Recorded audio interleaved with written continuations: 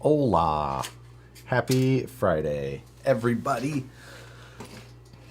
Hope your holiday weekend has begun. Mine is only just. Maybe you've heard, but we got some new tires, the new Vanquish VXT2s. So, I have not swapped them onto my Capra four-wheel steer yet, but I figure now is the time. I am going to actually swap these rather than building new wheels because I don't have any more foams left. So I need to take the good foams that I have in here and put them into here. This is Crawler Innovations 2-stage. I believe I've got softs and mediums. And for the weight of this truck, that would be the setup that I would prefer. So, with that, check in where you're watching from and what your favorite flavor of staticky water is. Do you love gold? Yes. My gold wheels. I really like these. New. So, that is what we're working on tonight. And depending on how fast this goes, we'll figure out something else. I have lots and lots of projects around, but we'll see. Let's see. Now, oh, look at this. They're putting new things on my stream controls over here. Now would be a good time to insert ads. No, creator can earn money inserting ads and more view. Oh, they want us to insert ads in live video in real time. So like I could just hit ad and then you have to all watch an ad. I'm not gonna do that. I don't think that is not my goal. I will not be using your new feature, YouTube. So, let's see. Any flavor as long as it's ice cold. Ah, tepid room temperature. Aha is what I'm drinking. And this is orange grapefruit, which many of the grapefruit flavored items are my preference. So, there we go. We're going to work on the fronts first on this. What's going on, everybody? Checking in. Hello, mods and everybody. Grapefruit is trash. Grapefruit is fantastic. So, grapefruit juice, grapefruits themselves, and artificially flavored grapefruit-like items. Grapefruit methods, the whole thing. Grapefruit mixes well with tequila. There we go. Let's see. What do you think about the Capra with 2.2 pin tires like the Ibex? I've never ran my Capra with one of those setups. I suppose it could be fine. It's, you know, kind of in the old comp spec-ish like. But, you know, that's, yeah, that's the thing. Squirt. Yes, Squirt is a fantastic grapefruit flavored beverage. I wish I had a Squirt right now. I'm stuck at work with nothing going on. Just wish I had my rig here so I could finish up maintenance needed. Yeah, there's an event out here tomorrow, but I'm not sure I'm going to make it. I just don't know. New tires, same compound as the 419 or different? We don't have a 419.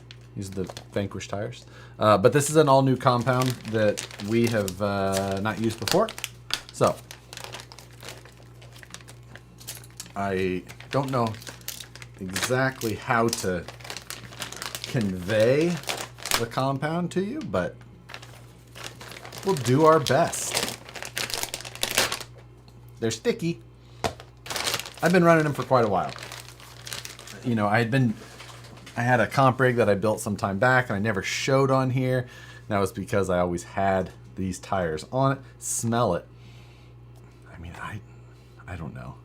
I never mind the smell of tires. And I don't know why that is. I know many people do mind the smell of tires. I am not one of them. So yeah. So I do have brass in here, but like I said, we bring Nicole in for a smell test. So our tires are a little, or our foams are, well, not bad as far as deformation. They're not too broken in, so they're gonna do just fine. The RC Underdog, thank you, sir. Hey Josh, would you ask Rich why they don't sell a white gray Capra cage so we can dye it? Also, my birthday is Sunday. The 3rd of July is your birthday. Look at that. White gray Capra cage. That wouldn't be a bad idea. Although, trying to get them to do a new one after the, you know, it doesn't seem like they've had success with the any of the kits lately. You know, the LMT roller is going away. The Rift kit is discontinued. You know, it's just like it's not boding well for people who really enjoy the kit life. You know, I think that they're only doing it for those of us who really like it. And from there, it just keeps looking worse and worse for the future of kits. 2.2 is dying. I mean, that's kind of always been an issue with, well, that it's been an issue for a long time. But I am building comp rigs. Again, I've got a 2.2 Pro, which is an MOA class, and a 2.2 Sportsman or Sporty or Shafty, 2.2S, whatever you want to call it. But I will be building both of those for the WRCCA Nationals coming soon. So I've got the setups ordered, and I'm just waiting on everything to arrive. I went the easy route and just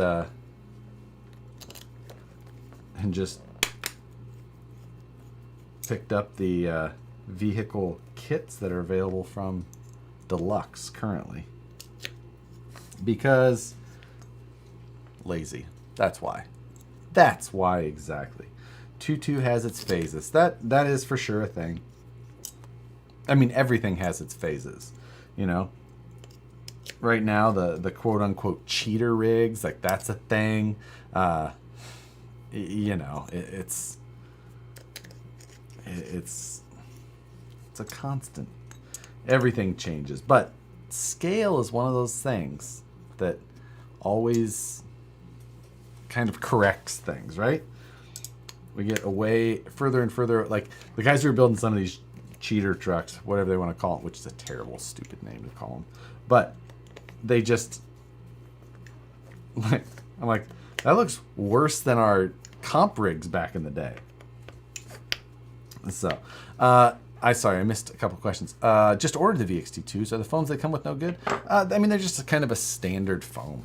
You know, they've got decent support if you wanted to run them at first, but, you know, forever I've always changed foams. Like, that's, when I put these Hyraxes on, I changed foams right away. Like, if I want max performance, I go to a dual stage foam. So it's always been my way. Whatever way you prefer for tires is be what I would suggest you to do in this situation as well. But just dropped the first one on. I mean, these they went on super quickly, and I know that's not very that's pretty anticlimactic, but I do need to vent these still. I know I could have vented beforehand with a leather punch and all that, but I always just vent after the fact. I put about an 1/8 inch diameter hole, 2 places. You just switch. I'll let you watch the next one, but you can see right there. See a little hole I put in there? 2 cuts. That's what I did to create. Should I go that way? There we go. Where's that one? That one. I was just go 180 degrees from each other. Pinch and do 2 cuts. Now it's got the squish. They remind me of the Hyrax. It is a, you know, should I? There you go. I mean, it's a larger, I don't know how you want to call it. They're similar in height to a Hyrax. They are kind of an aggressive pattern like that. What is the purpose to vent tires? The purpose of venting your tires is that if you don't vent them, they will build air pressure. So when you try and have the tire conform properly to the rocks, then the air pressure can fight against the foam. You can also, if you're in an area where you fight elevate or go up and down an elevation, then you'll you'll get up to the rocks and you'll end up with balloons. Like I live at about 150 feet of elevation, but I commonly crawl at 7,000 feet of elevation because it's a 55-minute drive to where I go. So if you do that one way or the other, you will have problems. Now that's not a common thing for everyone, I'm sure, but to make the foam do the job that it is supposed to do, venting the tires is what I recommend. And it's not a new thing. It's something that we've been doing since back in the comp crawler days. It's just the way. If you want the best performance, get a good foam and vent your tires. If you are concerned about getting water in your tire and you want to sacrifice a little for performance, leave your tires sealed. There you go. What if the wheels are vented? In the cases of dual stage foams, generally that will not work because a lot of dual stage foams are a closed cell foam. And this is the same material that Crawler Innovations makes their inner foam out of. And it is a closed cell foam versus an open cell. And an open cell just means like you could blow air in here and it can come out here. Like it can find its way through the little cells and come out. Where this one, you can't. You can't apply air pressure here and have it come out here. It just won't work. So it will create a seal and then air cannot find its way from the outside through and out of the wheel. There you go. There you go. That is what I'm referring to. Can you show them to the original skinny? Yeah, sure. Let me grab a VXT OG original. Hold on.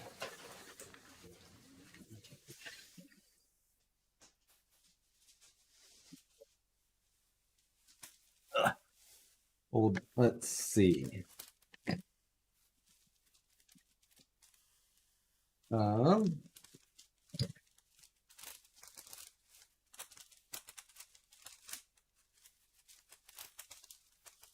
I definitely have some. I just don't know if they're in this box. It doesn't immediately appear so. Okay, let me check the next box.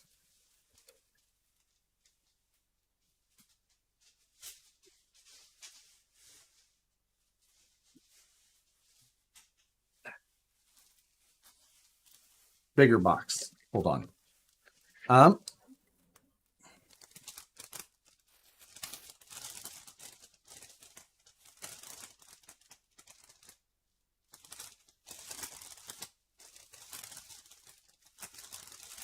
Let me.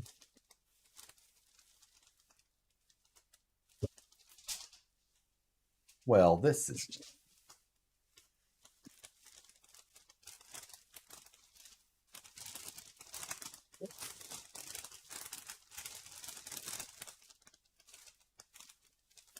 I have some somewhere. I'm sure of it.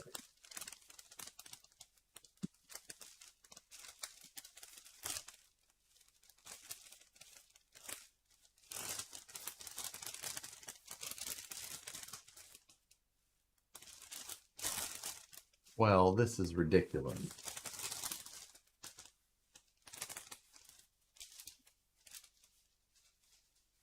We'll. I'll have to think and look in a bit.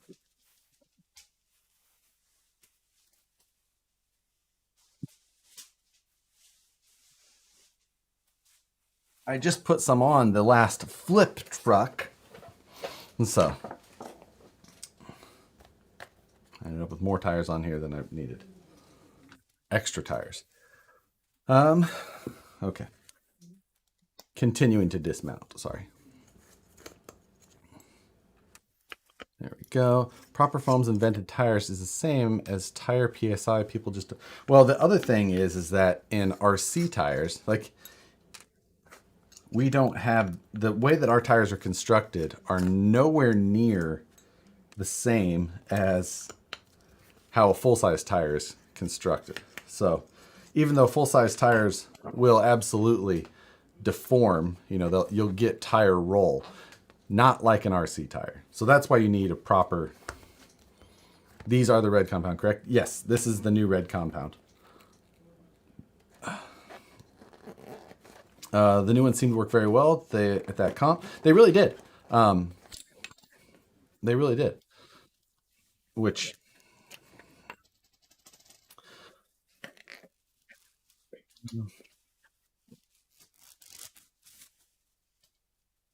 okay, the one off. Are those gold rims? Yep, these are the Vanquish KMC tanks in the gold finish, which I think looks pretty freaking good. SAD shocks on your Capra? Yeah. Yeah, SAD 90 mil shocks. They're non-upgraded at all, so they're just regular box stock. And actually, I need to replace the springs. You can see these springs are a just kind of a raw steel color.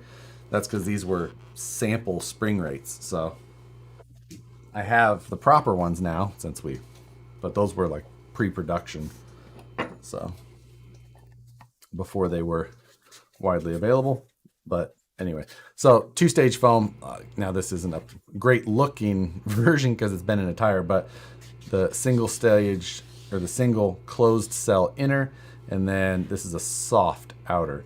In the rear, this is will be a different color. So this is like a greenish. I know it's a little blown out on that view, but I could probably knock my ISO down a little bit. So that maybe gives you a little bit better look. It's kind of that greenish color. There you go.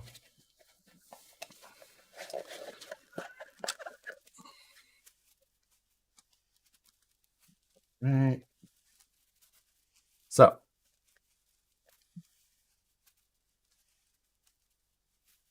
there we go. Josh, do you just put the brass inner rings in the front or in the back as well? I think, honestly, on this truck, I might have them front and rear, which is not what I would normally do. But with this truck being the four-wheel steer, it kind of changed my setup a little bit. Just because the four-wheel steer makes things act a lot different than my, my preferred regular standard two-wheel steer version is. So my setup's a little bit different on this truck.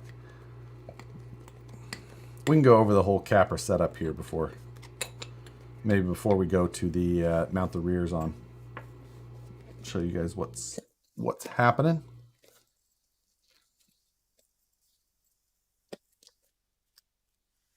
So get everything lined up. Make sure my bead is even and aligned. And just kind of make sure that my gap is about the same all the way around the wheel. I know I go through that a little bit faster sometimes, but that's all I'm doing. Then try and get one side started with about 2 threads. Go to the other side. Apply my just pinch with it to get the bead lock even. And then once it's like that, just, usually I can just feel around and make sure the bead is still in, but you can of course look. You can usually feel if it pops out somewhere. Do you recommend 350 hubs on VS410 Phoenix? Yeah, I run 350 hubs generally. I do like to run brake weights sometimes, and a 350 hub with a brake weight won't work on the Phoenix. So on my personal one, actually, I turned down some brake weights to clear with a 350 hub. I've even turned a set down so that they worked with a 225 before. Not impressed with the trenchers. So I tried I haven't tried the class 1 trenchers. I have tried the 475 trenchers. And they just weren't for me. I think they might still be on my Ripper. But I need to get those changed out before Axial Fest, since that's the truck that I usually go run there. Need to do just a revamp or a cleanup, overhaul. I do an overhaul on the Ripper every year, like complete teardown, new bearings, just cleanup of everything, fresh parts, and whatnot. Except I do that, and I only run it at Axial Fest every year. So I do like a complete teardown of that truck for probably 4 hours of runtime every year. Like, it's it's probably a little overkill. It could probably just get an air hosing off and be done, but it's like it's more of like a relaxing, zen-like experience. So there we go. 2 front tires are done. They just mounted up pretty easy.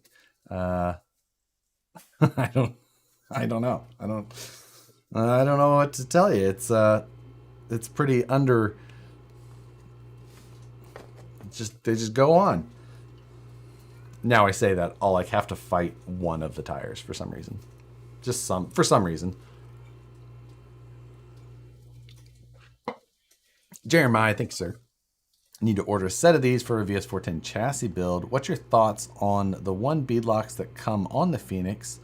They've been a pain to mount. I actually think that those are, they take a lot of work to mount because you're doing the screws all the way around. But I think that they're actually fairly easy to mount just because you're only dealing with one side at a time. So you just got to go slow. Just make sure everything's smooth around and just, that's it. What size foams with those tires? I'm running 475 foams. So 475 soft fronts, 475 medium rears. Crawler Innovations, Little Novas. I already vented one of these, but not the other. So I vented this one. We need to vent this one. Just a little nip tuck. Will these be replacing crawlers as your favorite? I love crawlers for the scale style. Like, crawlers are a licensed version of one of my favorite full-size tires. So that doesn't change. Now, the difference is that I used to run Hyraxes when I was like caring the most about performance. Like at Scale Nationals and things like that, I ran Hyraxes because I was I cared most about performance. I didn't run crawlers at Nationals for that reason. So now, when I'm most interested in performance, I've been running these and been having really good luck with them. We've actually been we tested these for the first time at Axial Fest last year. So almost a year we've been testing these silly things, different compounds, little changes here and there, but finally done. What do you think is too light for a crawler? I don't know that there's really too light.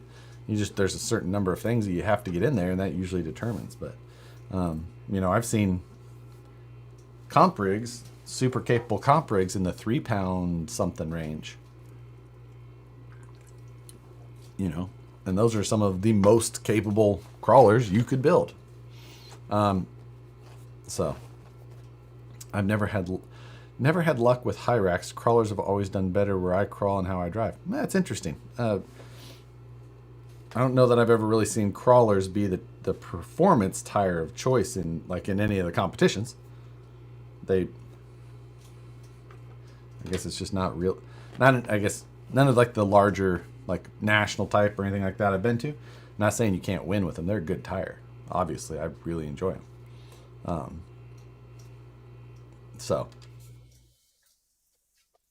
But I've never chose the crawler when I was trying to compete.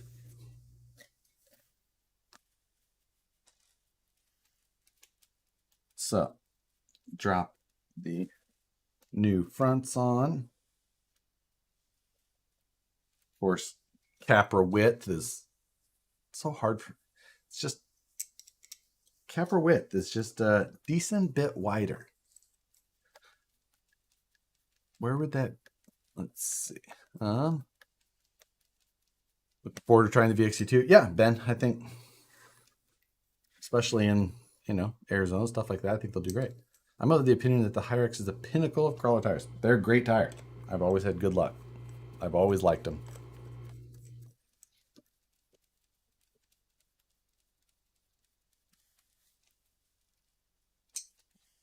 All right, so just a little run through here on. Let's back this guy out.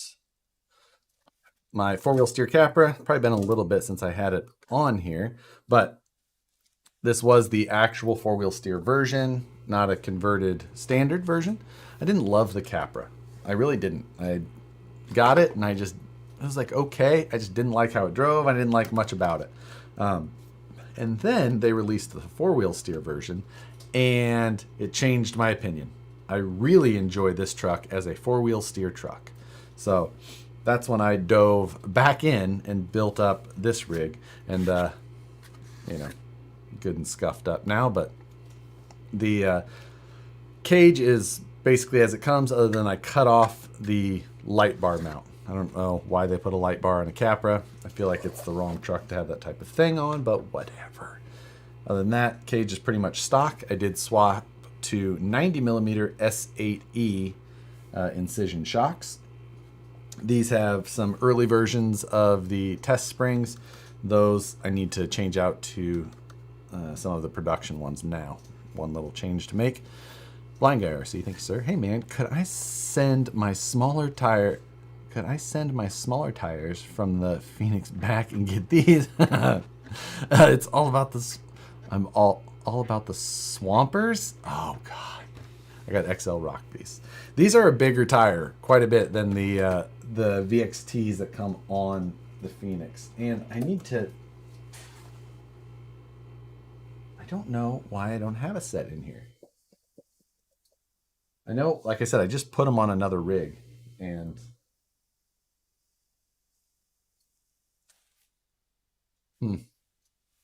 I may be SOL. I'll dig through another bin and see what I can find, but I might not have another set in here. So the big change to this truck is the fact that I went to a UC Fab skid plate and a 3-gear Vanquish transmission. So I got that Capra transmission out because I think it's the worst. The gearing is so bad in that thing. So pulled that out, put the 3-gear in there, and I geared it at 52. No, wait, what do I have this at? 56, 13, or somewhere in there. I don't remember. It's kind of slow for this, but it was kind of, I don't know, I was just playing around. Especially with four-wheel steer, I needed to calm myself a little bit. Incision drive shafts. It's got a copperhead, I think with a 2700 kV Polar Pro from Holmes Hobbies. The axles are just the stock housings with, what do I have for underdrive in here? I think I've got the overdrive gears in the front, the standard gears in the rear portals, and then I've got an underdrive gear set in the rear axle. It does have brass knuckle weights on it, and you saw that I also have brass clamp rings in the wheels. And then we've got the wheels there. I've got a Holmes SHV 500 V3 on the front, and an unlabeled early test version, and I've got a Futaba S91 77 SV in the rear. So it's around 600 ounce inches in the rear and around 800 or so in the front. Good stuff. That's making a long story way too long. Hick Jagger. Great name. Are those the tires from the Impossible comp? Yes, they are. Yes, they are. The same tires. They just finally are able to get them out. That comp was some time ago, and I just sat on that video for, I don't know, a while. I talked about it on a Friday night one night that I had built a comp rig in a day. And that was the truck that I built, basically. Sidewall lugs slash tread on the new tires or lack of. Why?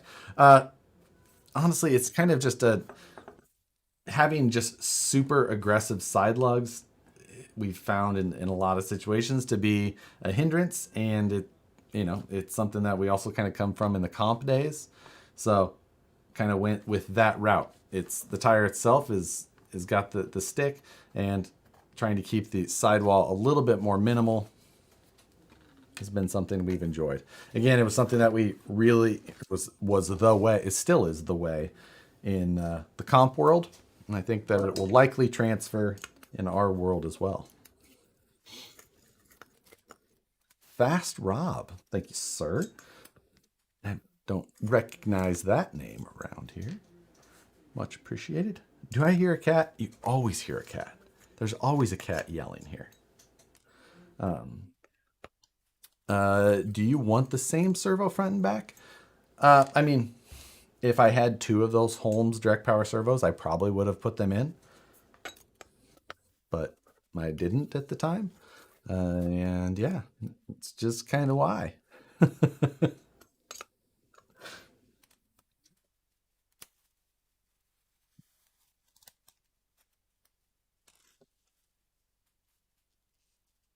What's my opinion on the Proline 19 trenchers? Oh, sorry. Well, we talked about that a little bit ago.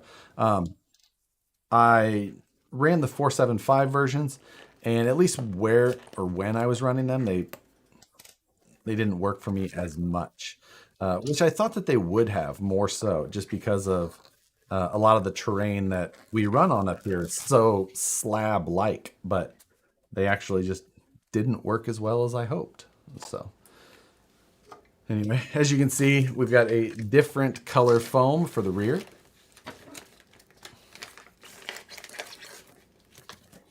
Did you swap out the radio system? Yeah, radio's my Futaba's. So I've got it set up with a 5-position rear for steering. So it's center, and then it goes 5 positions total. So center, and then 50% left, 100% left, or 50% right, 100% right. So 5 total positions. That's how I run my rear steer.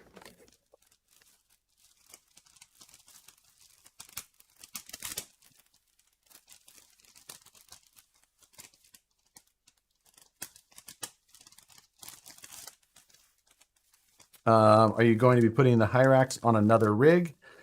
I mean, I always have tires. I always need tires. I have boxes of tires. So at some point, I'm sure they will find themselves another place in life.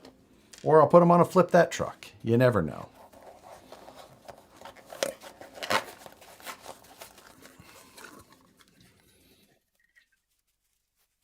Where putting the stock foams? There you go. Did you sell? Yes, the Flex Seal truck did sell indeed. Fast Rob builds nice rigs. Check that out. Haven't seen the name before.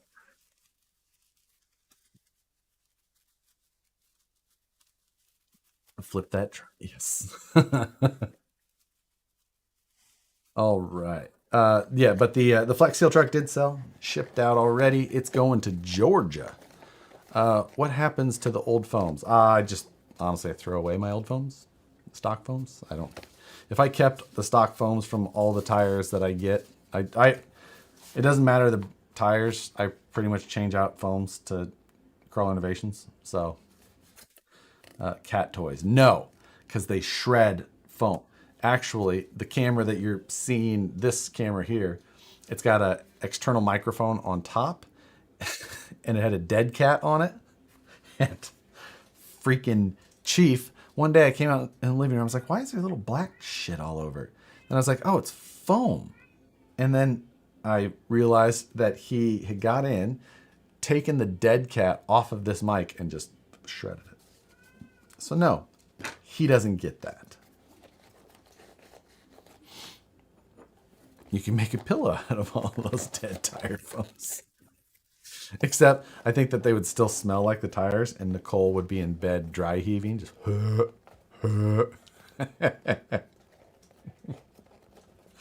do you think about the Reefs RC S2.0? I don't know the S2.0. What is that? He killed the dead cat? Right. Isn't that ironic?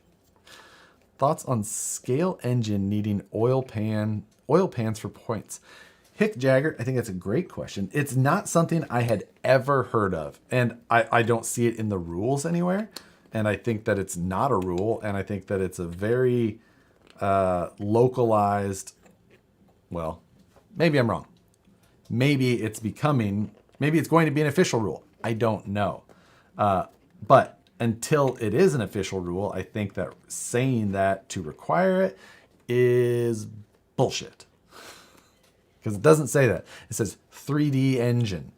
But that's why I did with the one that I modeled for my class 1, which came out so good. I mean, I don't pat myself on the back as often as I should. Isn't that just to try and be the most I mean, trust me, I fully understood the irony of that statement. But the 3D engine that I did for my class 1 came out fantastic. But I included an oil pan specifically because I heard some bullshit about people saying that. So I was like, fine, I'll put an oil pan in there. There you go. There is your... So humble. Yes.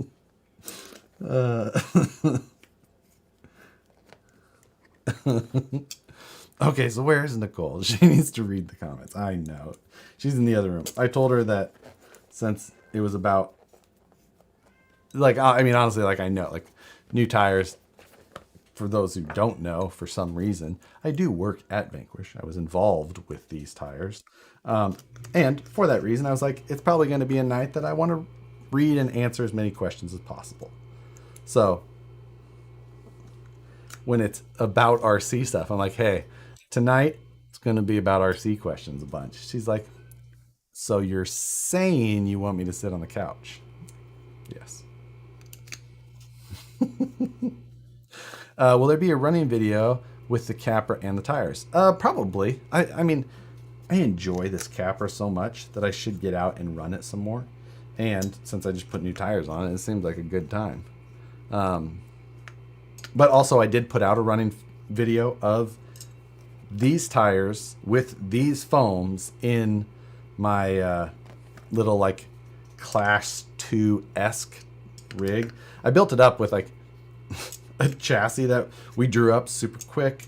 It's VFD and F10 portals, and just like threw it together because it doesn't have to be Class 2 legal at all for the local stuff that we run here. Now, I just slammed all these screws in. I didn't pay attention to the bead at all. I don't know what happened there, but let's see if the bead's set properly. I didn't check it at all.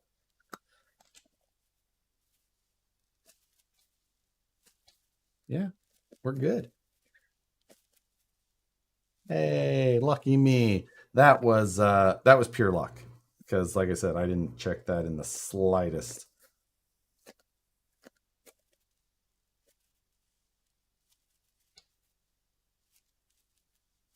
we're good. Oh, let's vent. Gunnar Nissen, what's happening, sir? Thank you.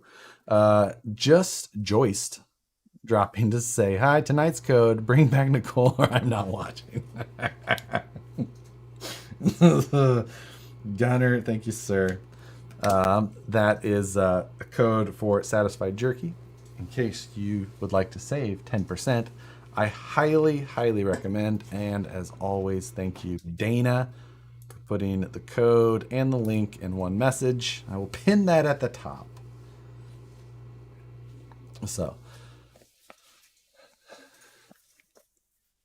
there we go. And Alpacian how? Why can I not say that word? Appalachian? Am I? Can I not? Can I not say that, or is it just absolutely obvious? Wow. I'm sorry. I cannot say that name. Why do Proline dual stage foams shift inside my tusk? That's honestly that's a pretty common thing for foams to shift, especially with a dual stage can be kind of notorious for it just because the inner single stage can be like slick in a way, especially on aluminum wheel. Appalachian. Okay, thank you. I absolutely know that I should have been able to say that. It was just a brain fart. Like Appalachian Mountains, totally. I knew that I just was not putting letters to words. Appalachian RC. This video brought to you by Appalachian RC. Josh is an idiot. Oh, Josh, thanks. Like sometimes you just read a word and you're just like, that does not look like how that word should be. And that, you just witnessed one of those live. Normally, they happen to myself when I sat there and reading the same thing too much. Bud Light presents Real Men of Genius. Artesiwa. Yes. Ben, I'm surprised you went with the punch. Ben says, and I have a punch, Ben. It's not actually in this drawer. It's out in the garage. And it's not in this drawer because anytime I've ever mounted tires, I have always forgot to use it. So then at that point I was just like, you know what? Screw it. That's not my method. I don't even want to do it. I don't want to use a punch. I want to use scissors. That is just, I have made, it's the way that it is. And since then, I've just relieved myself of it, and I feel freer instead of mounting the tires and going, God damn it, every time. So there you go. Let's see. Sneak peek of the Phoenix you used for the tire promo. Will you sell specs files so I can get it cut to send cut? No, we drew that at work. I can't release that. But it's not here either. It's just at work. So, yeah. Sorry. Just got a rift on trade full ball. Barry said never ran. I feel like I should finish my rift, drive it more. But I think I may have a plan. I may have a plan for that. We'll see. There we go. Have you ever accidentally fell into water or mud? You don't seem like the wetlands type of guy. Well, I used to have to be because I was in the Midwest. And in the Midwest I think, Brandon, aren't you in the mid-north, like the Dakotas area? It's just like I grew up in Nebraska and Missouri. So it was like there was just mud. There was water. You just had to do I'm in South Dakota. So yeah, it's like you just have to do it. But do I like to do it? No. No, not at all. So I avoid it when possible. In Mo, I was in Kansas City. So I was, I'm from Nebraska. Grew up in a super small town called Fort Calhoun.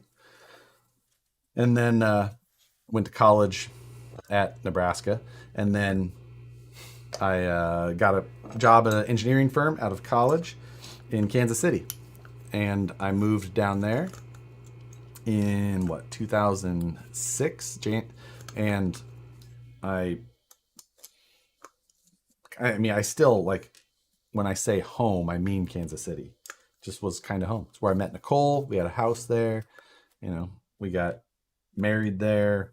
Her family's there. My family has moved around a bit, but now my family's back in the Omaha area, which the little hometown that I grew up in is just north of Omaha. So, like, if someone doesn't know, I just call it Omaha. Like, that's where I grew up. It's Omaha area. And yeah, so I love the Midwest. Kansas City is a cool place. Now, California has cool things to see, the most amazing terrain, but it is everything they say California is. Did you see Hemystorm picked up a Vanquish truck? I did. I'm excited to see what he does for a paint job. I am excited for that for sure. I think that'll be cool to see what he comes up with. But I'm from Paradise, California. You know, I've been to Paradise. It's like Paradise, California. Well, like the area around Paradise, I like. That's Butte County, right? And like Bald Rock up there, things like that are pretty cool. But it's like what I used to tell people, like in the Midwest. They'd be like, "Oh, where are you going this weekend?" Like I'd have an event or something like that. And we're going, "Oh, we're going to Disney." They'd be like, "You're going to Disney?" I'm like, "Yeah, Disney, Oklahoma." I'm like, "It is the furthest thing from the Disney you are imagining in your head, but it's my Disney."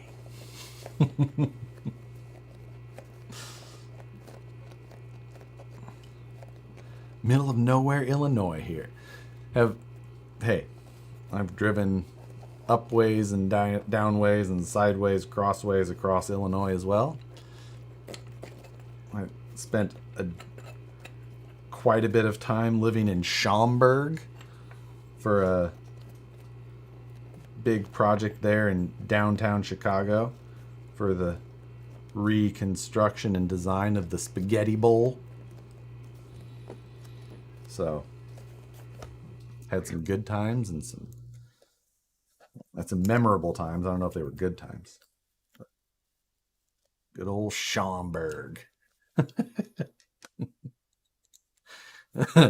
Come to Miami.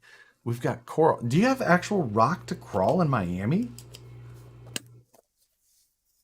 They the guys from Rocco 4x4 asked me to come out last year, and it was just like a terrible time for me with nationals prep and all this going on. I couldn't make it, but I would like to see what Florida has for crawling. I'll be in Omaha tomorrow, going to Hobbytown for some goods. There you go. That's the place to go. How did you end up in Vanquish? So when I was, technically I started RC in 2004. So I was in college because I graduated in 2001. And I got into RC stuff around 2004 and decided to, build a rock crawler at the time. There really wasn't one. BT, happy 4th of July. Thank you, sir. Always good to see you. So I was trying to build up a crawler, which again, they didn't exist. So you had to make absolutely everything. I didn't have any money because I was in college. And I had to draw up and design my own parts, which thankfully I was an engineer and I had CAD, or I learned CAD and all that. And I basically taught myself CAD because of RC. Before I had any of actual CAD classes. And so I just kind of kept doing that. I kept learning CAD and drawing parts and designing my own stuff here and there. Check my beat. God damn, I did it again. We're good. Set.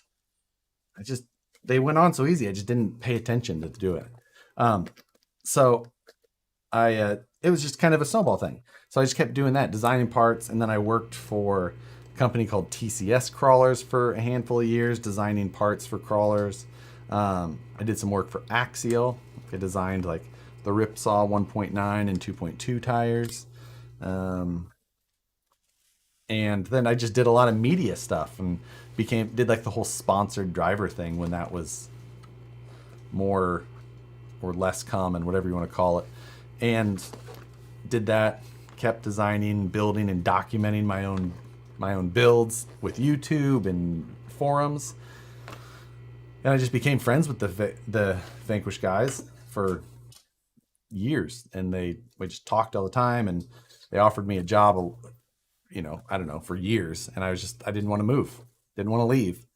And finally, after so long, I just was like, had engineering was becoming super political. Like I was having to deal with politicians, like actual politicians, and that was a super pain in the ass. And I was doing much less engineering and much more politicking. So I said, "Is your offer serious?" And they said, "Yep." And I said, "Well, I'll come tour." Nicole was like, "We can do it. If you want to go, let's do it." And she agreed to move to California, away from all her family and everything. And here I be, 6 some odd years later. I'm in architecture. It's the same. More ass kissing than designing. Yeah, that's, it was a thing. And I was in civil engineering. So it was, handshake politician deals with, this gentleman who owns this furniture store, he really needs to have access to this driveway at all times through construction. Like, well, that is ridiculous. He can have access through this other driveway, and that way we can build a huge section at a time. He's like, well, you see, we really need to give this guy access at all times. Oh my God. That was just like a snapshot into every single day. And it was always just like, he's a big contributor. He's a pillar of the community. That'd be one that they would use all the time. I'm like, he is a pillar of your re-election campaign.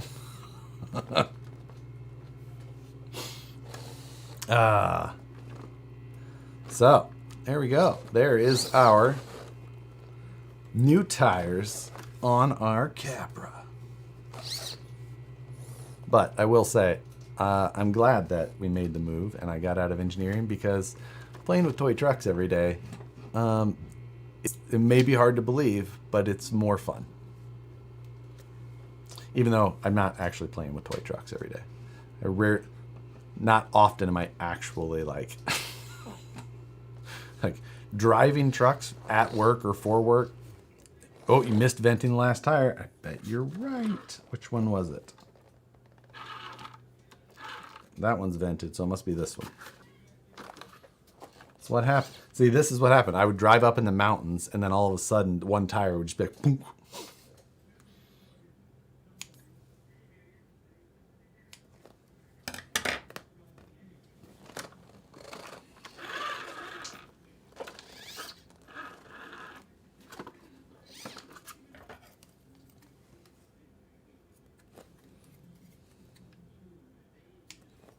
There we go. Of the CAD programs, which would be the easiest to self-teach? So I would say, something crashed out there. I would say that Fusion 360 probably would be what I would tell you to do, because for one, it's free. And two, there is a ton of videos and such out there, tutorials, especially because of the nature of it being free and therefore it having a big like beginner base. But the good thing is that once you can learn to use that, going to a different one, it's just figuring out where they put the buttons that do the same thing that are called something different. They're all very similar. Josh, are you cruising to Cougar Butte soon? Not soon, but well, the Nationals, WRCCA Nationals, that's when I'll be there next, probably. Josh, come down to Georgia and crawl Stone Mountain Granite. So I've come down to Georgia so many times for like ECC and nationals and then scale nationals this year that but I've never crawled Stone Mountain. You know, all the guys down there, that's where they always were. But for national events, when I would travel down there, it was never for an event that was held at that place. So before Pearl by the Fire, actually, no, it is. It's 2 weeks after PLBTF. So since the Capra isn't that fast, you're going to haul it to the crawl spot with the ultimate hauler in the next vid. That's a boss. I mean, it's right there. You guys can see my new Yeti score right there. That's the newest one. Flip. I mean, tell you what. That one, I got a ridiculous... Did I show that on Wednesday? I showed that, right? I don't remember. I feel like I did. Do I like the F10 axles? Oh, for sure. The F10s are freaking killer. Question is, does it fit the bed of the hauler? I see what you're asking. Hold on. The parts in truck make now are massive. Thank you. No, I didn't show it? Yes, I did show it. I did show it, I guess.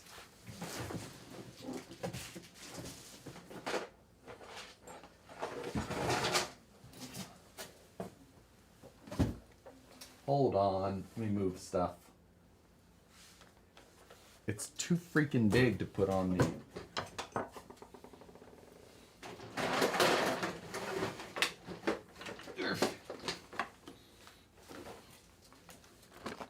Clear the bench for the behemoth. I freaking know. It's ridiculous. I have to move foams.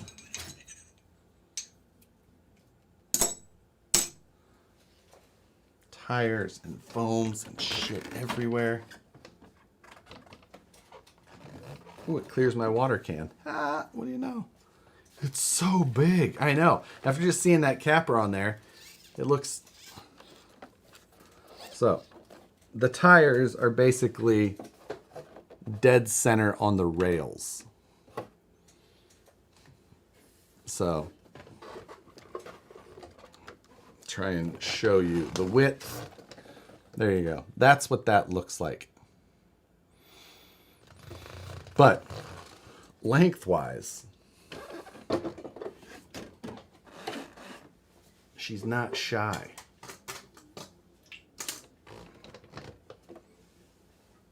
Thing is big. I mean, there's still, you know, it's against the cab here, but there's still, you could put 2 dancing riders sideways back here.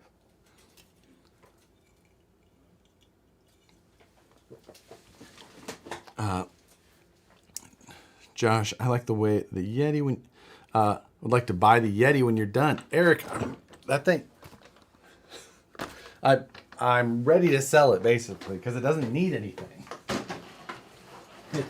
It's freaking just done. It's lengthwise, a stock 6x6 will fit on the hauler. Yes, I showed that in my review actually, and my 6x6 is up here. The TRX OMG TRX6. This is why you gotta throw these things away. $15, little man. Put that shit in my hand. I know where you're going. Show the Yeti. Okay, can do.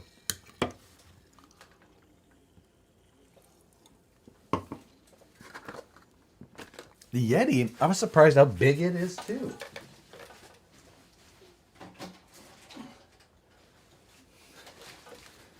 It's been so long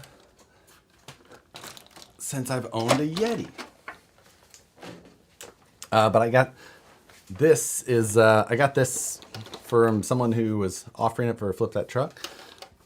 It's like brand new. The skid has got some scuffs, but back here you can see a brand new centered rock jock axle, Vanquish trailing arms, Vanquish titanium upper links, MIP drive shaft. Oh, excuse me. Vanquish sway bar. It's got incision stainless links in the front. It's got the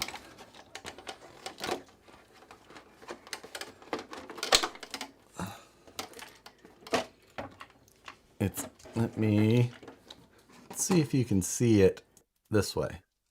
Yeah, you can.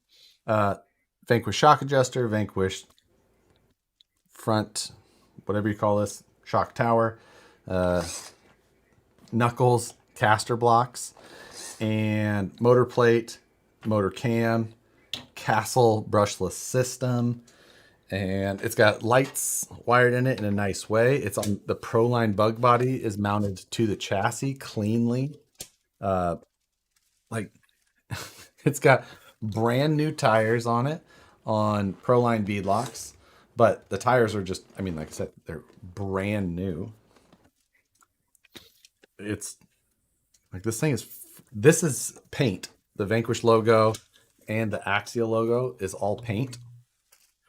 When was that released? This is the Yeti. It was released in July of 2012, maybe? Right around then. So, yeah. It tell you what. This thing was a steal. High speed rig? Yeah, I mean it was an independent suspension with a solid rear axle. You know, it was marketed as a rock racer, but it, you know, like I said, it was just done really well. And I just got it, and I was just normally like I'll buy these trucks, and I wouldn't normally buy a Yeti, but this thing, you wouldn't believe what I paid for this.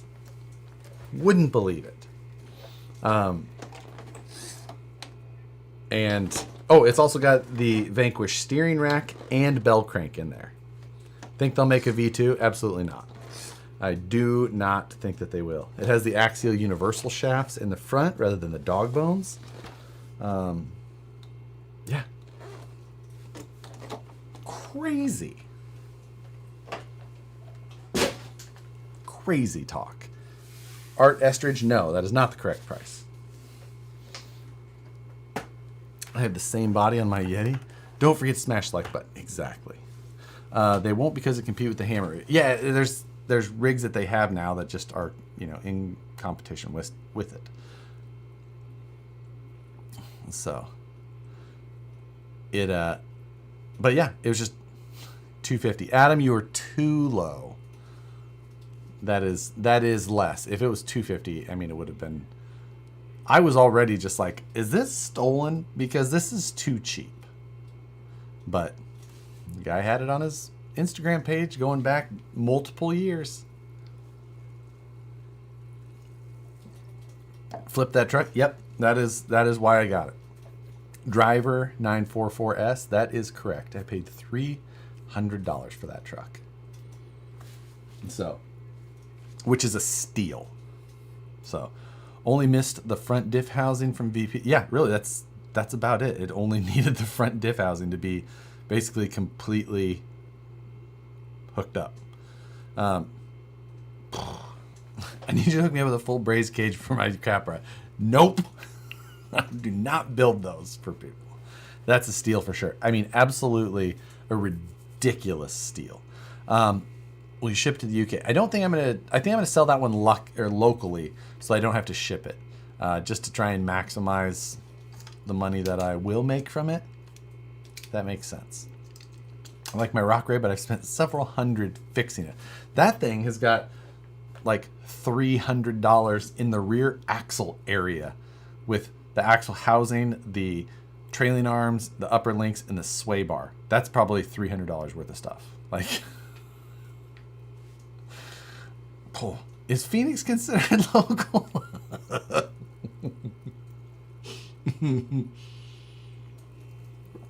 So yeah, it has great upgrades on it. It's just about as best as it could have been done. So I would love one. How are they bashing?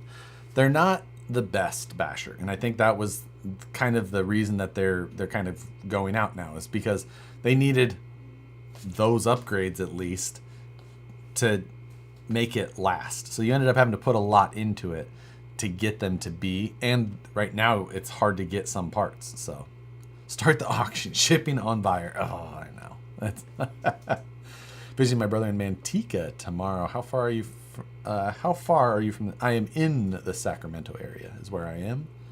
Is where I is. So he spent $300 on rear axle and got a Yeti for free. Yeah. Are they like the Bomber, you think? You can bash them if you're a good driver? I think that the Bomber has some benefits to it just because of how the front axle kind of helps that out with durability. The IFS in those, it can be part of what makes it more difficult. You know, it's one of those things. You had to kind of, watching those things rock race though was awesome because they weren't doing crazy air, but they were fast and through the rocks. There was just a lot of cool things about them. So, you know, it was for that reason pretty cool. I liked it. Rift is their basher, I'd say. Rift is definitely the more updated version. So how many bags of bacon jerky for the Yeti? So many that I could feel my blood pressure just going boom, boom, boom.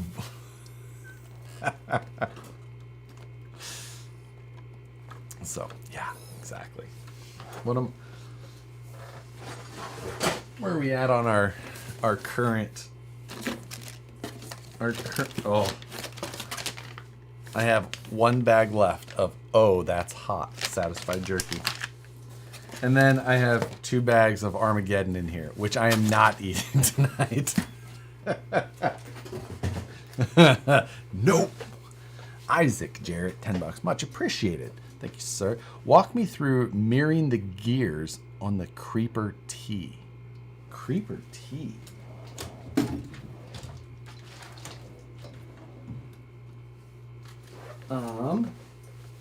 Is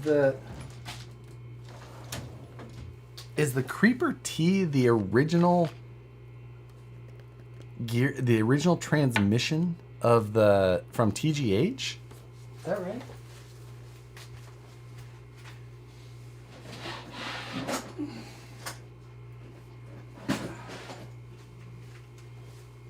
Crap.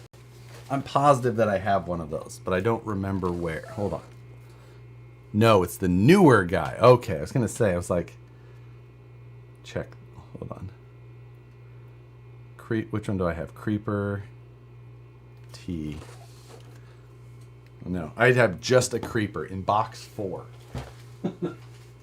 So, right here.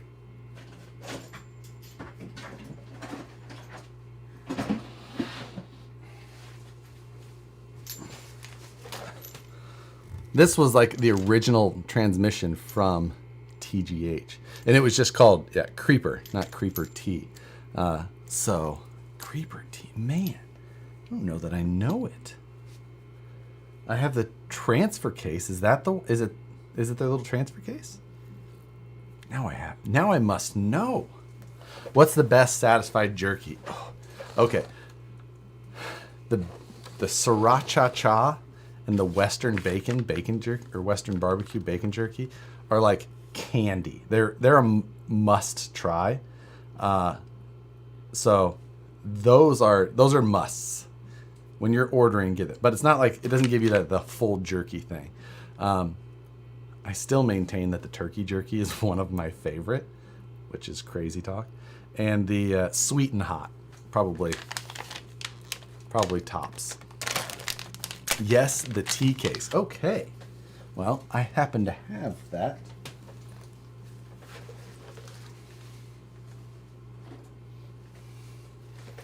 In this truck.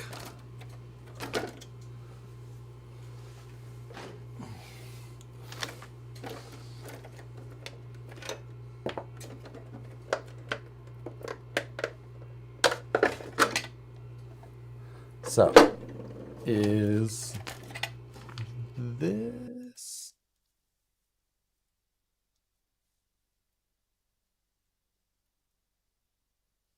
This thing would be the Creeper T then, correct?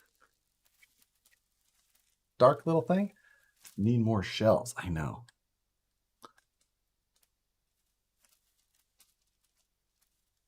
Okay. Mirroring. Oh, I would guess that would just mean that you need it so that your outputs are mirrored, right? It's an interesting question. Are those the crawlers? These are crawlers. These were on a set of wheels. If you guys remember the Class 2 builds that I was doing way back in the day, that's where these came from. When I had the orange Jeep. When are we going to get some white methods? I don't know about that. These are custom Cerakoted. They look so good. I need the OD on the driver's side shaft. I see. Well, I've never looked at it to do that, but now I'm interested. So let's open it up. We've got some time. There's a video out that shows how to mirror it. I'm just curious at this point.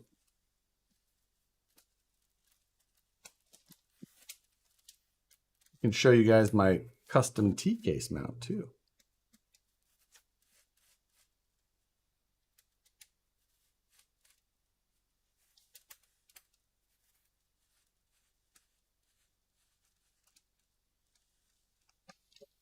I would imagine it's pretty easy once you've got it in hand, but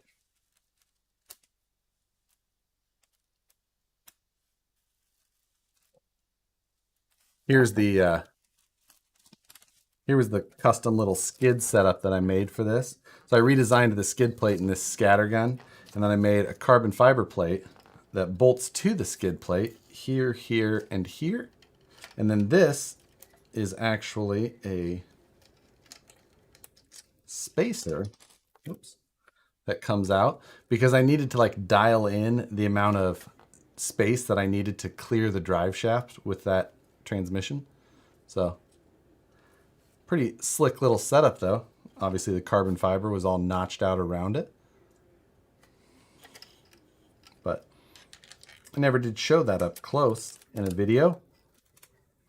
So there you go, in case you're wondering. But anyway. Oh yeah, this is actually going to be super easy because you're just going to end up flipping the top shaft to the other side. Yeah, you're basically just going to take all of the gears and flip them one side to the other. That's actually going to just be super simple. Yeah, you're not going to have any problem with that. Long time listener, short time watcher. God. Mike J, ridiculous.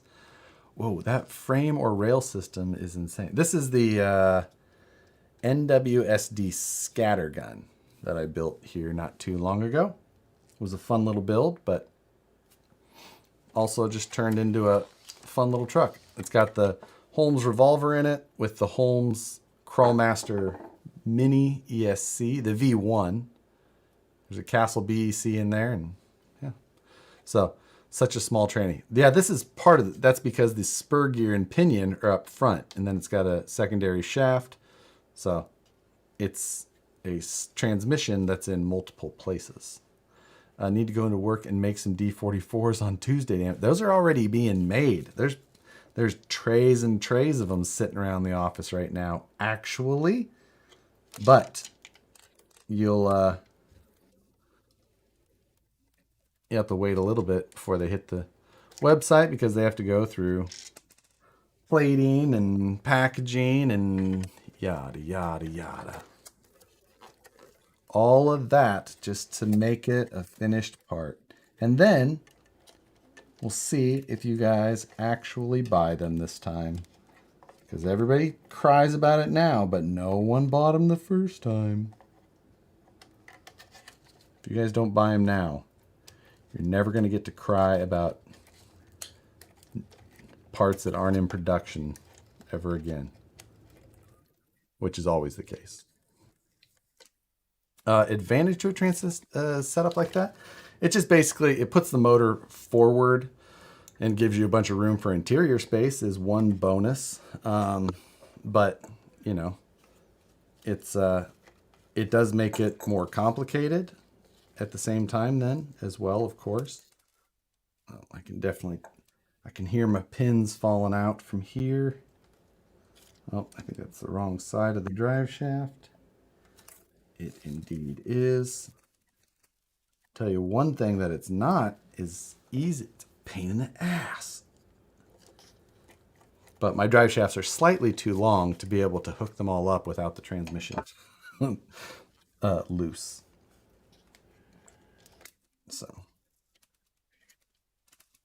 So I basically either have to do it like this, or I have to do it once the shocks are off. What chassis would you suggest to make a Phoenix more comp LCG style? Kind of a roll of the dice as far as, I mean, there's so many different options. It's just, you know, personal preference. You just gotta figure out which one you like, and then you have to figure out what all the parts you'll need to make it work with a different setup, and it's not a simple, easy thing.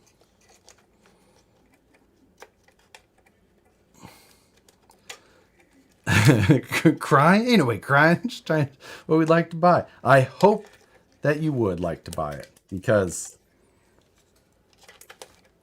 hopefully they do. They're one of my favorite axles because they look so good. But like I said, nobody bought them. They didn't sell. No one. People were not interested in, partially because at the time they were a there wasn't other offset axle trucks that were really available.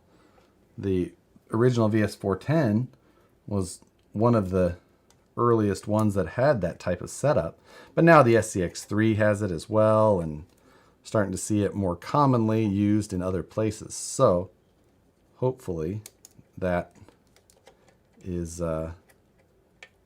people have got more used to it and they do better this time, so that we can.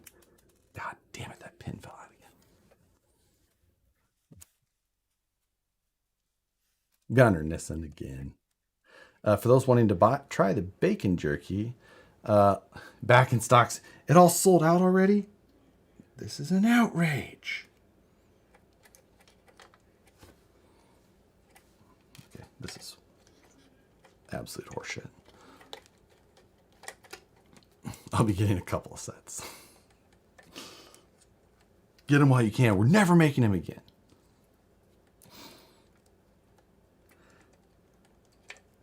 Okay.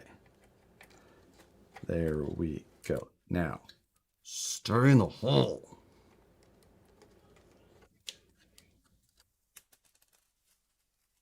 I need to put glue on it because this is bullshit. Keeps sliding off. How many times am I going to do it before I just fix the problem?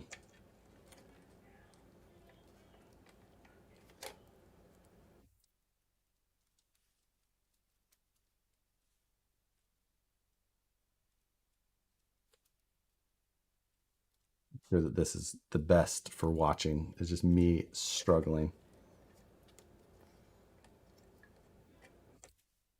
Okay, so let's make it so that it can't slide at least.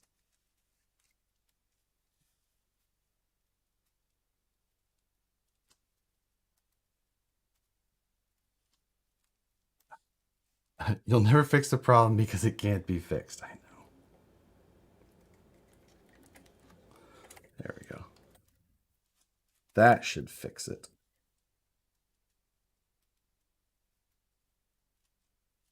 Let's see.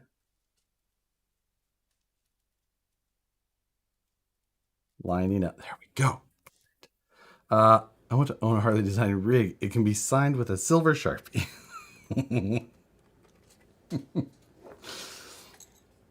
I'm thinking I may throw up a couple of the... oh, if it comes off again, I'll be furious. If I may do an auction on a Flip That Truck or two.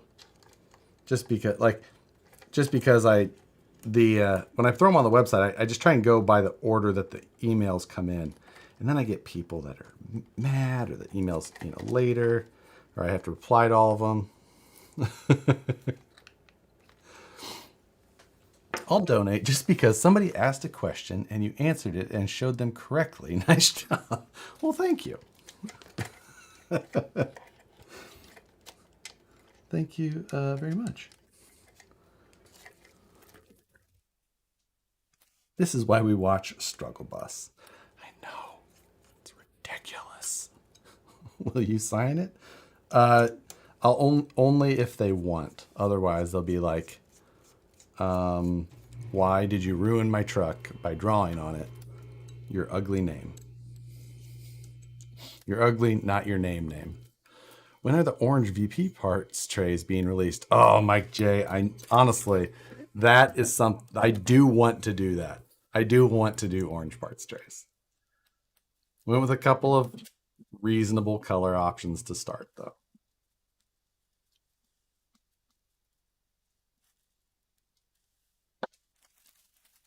So, anyway, there we go. Oh, I opened up a bag of jerky because I wanted to try it. I'm trying to finish up welding my HD Ibex chassis. Hey, nice. Make sure to send me photos, because I always like to see photos of when people make those chassis, or any of the chassis, really.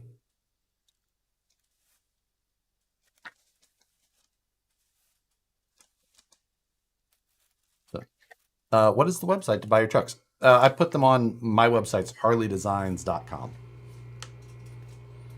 Makes sense, right?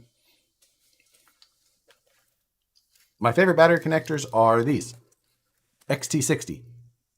It's what I run in just about everything.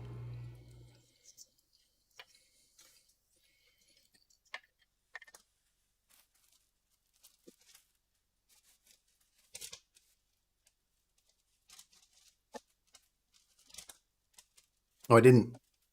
Did I show this? Did I show this cage on live stream? I don't remember.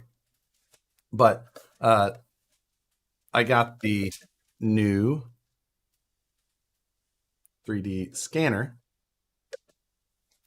So I scanned this body. Just you scan it, beeple bopple, and then it puts it into the computer. And then I drew a cage inside of it and hit print. And it print so well that, like, at some angles you can't even see that the cage is inside of there. It just fits perfectly. So I'm going to put this cage up on Thingiverse in case anyone would like to download it and 3D print their own. Like, even the back corners. So you can see that there's like a little jog in the print right there. And that's because it's for that body line. And it matches perfectly.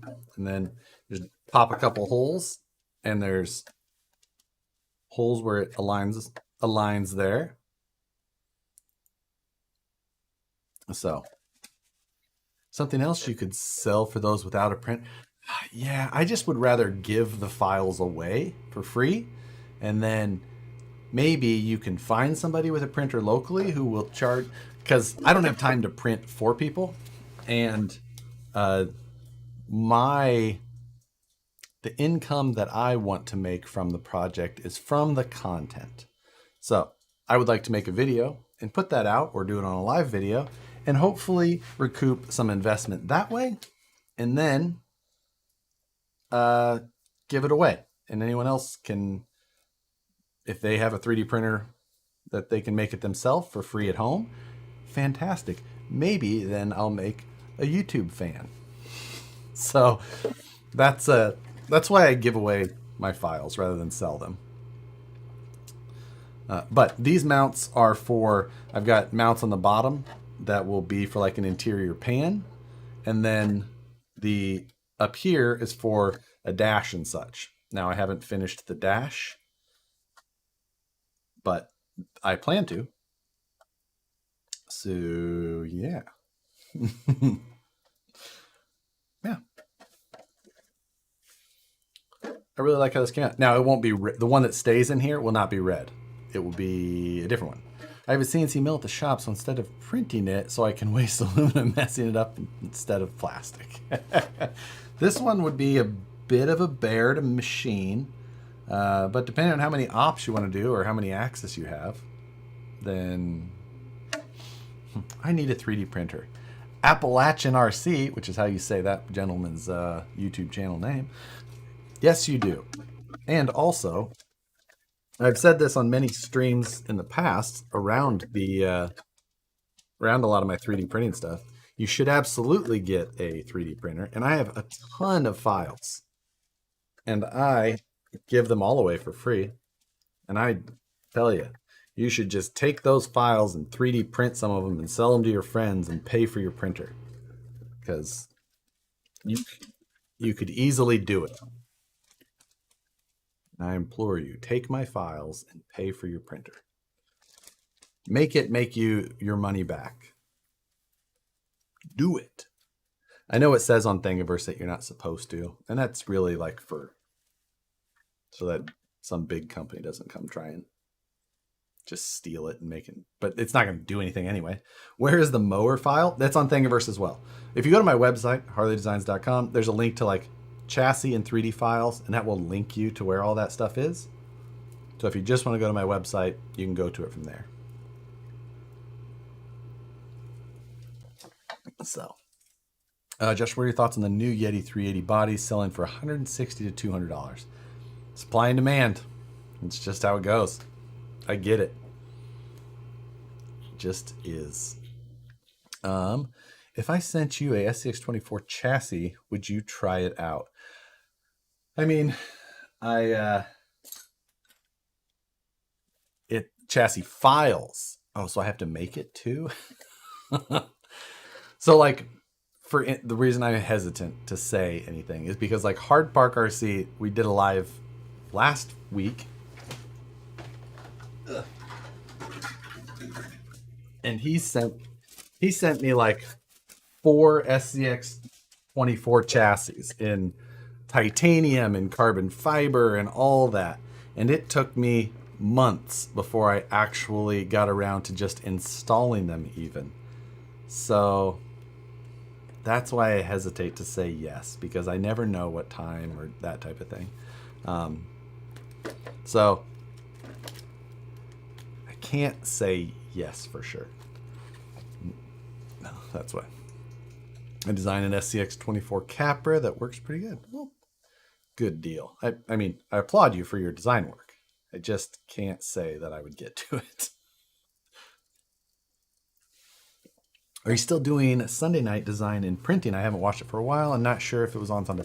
I'm not. I haven't really. STL Sunday is what we used to call that. I've done it sporadically again here and there. And it was one of those things that honestly nobody watched it. So that was the problem. And it wasn't growing at all either. So at the same, it was just like,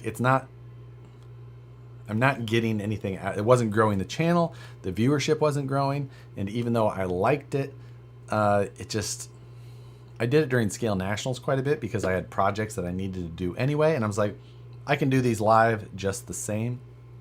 So now it's 3D scanner Sundays. I know.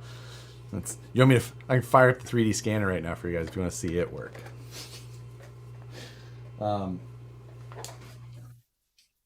Let's see. That's Josh's way of saying nah, bro. That, I mean, in just being realistic, I can't say yes to every. I'm trying to do better at saying, like, just being realistic. Like, I can't. I will give you a case of flavored carbonated water cans for that Yeti.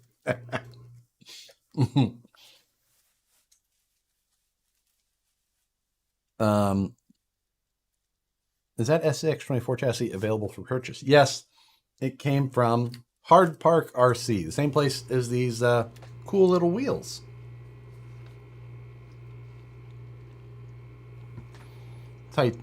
Titanium face, aluminum barrel, adjustable hub. Pretty sick. They're a true beadlock.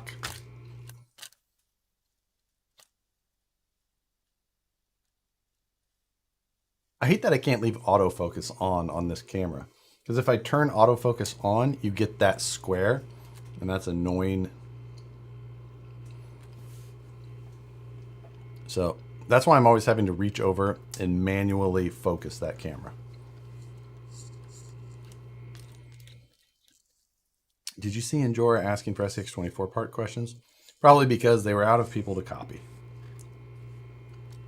Don't support Enjora. There you go. There's my soapbox. I don't normally get on it here, but Enjora is a garbage company. They're bad for the RC business. Good 3D printer for beginners. The Ender, whatever the Ender is, that is around that $300 range. Just that's everyone. They have such a huge user base that, you know, that's they just have a huge user base. So if you have a question, there's people there to answer it. So Ender 3 Pro is there. You go. That's I knew it's one of them. It's somewhere in there. Pro Ender 3. So yeah, Ender S1. Honestly, you want the ABLs? Yeah, that's. Oh, the auto bed leveling. So yeah, if you can get one with an auto bed leveling, it's worth it. Get it. Like, spend a little bit extra and you'll be super happy about that particular thing. Auto bed leveling, game changer. It's so nice to have. And rather than adding it to one later and having to do the firmware updates and all that, like, if you can just get one when it's done, like, whoa, it's the way to go.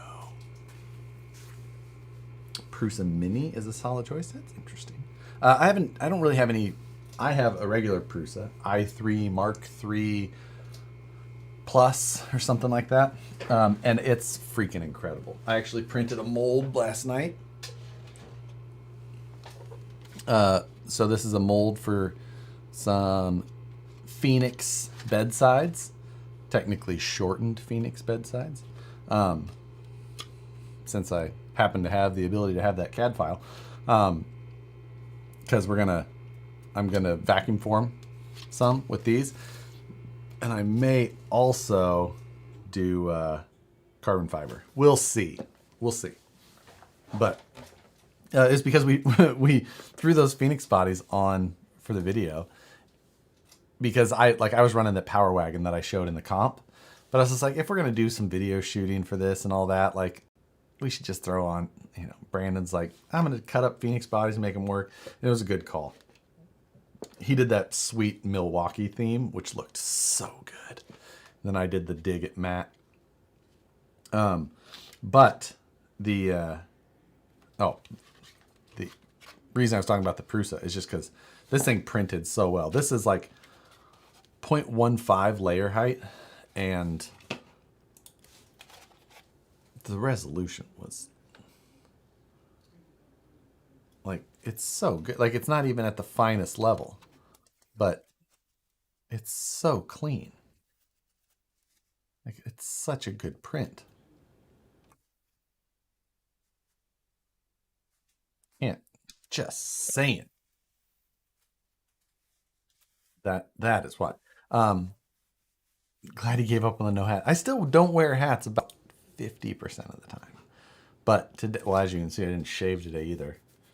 So if I shower at night, the next morning I just throw a hat on.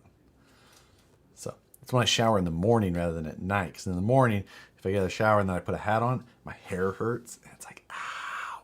But my hair's getting so long. But so there you go. Takes me back to the tech deck date. That is hard to say.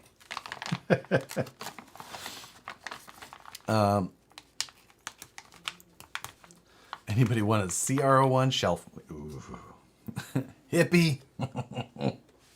I'm liking the longer hair. I wish I had enough hair for it to hurt. If you tried the stamping technique on pop cans for body panels, they work pretty good. I haven't. Do I have any stamps in here?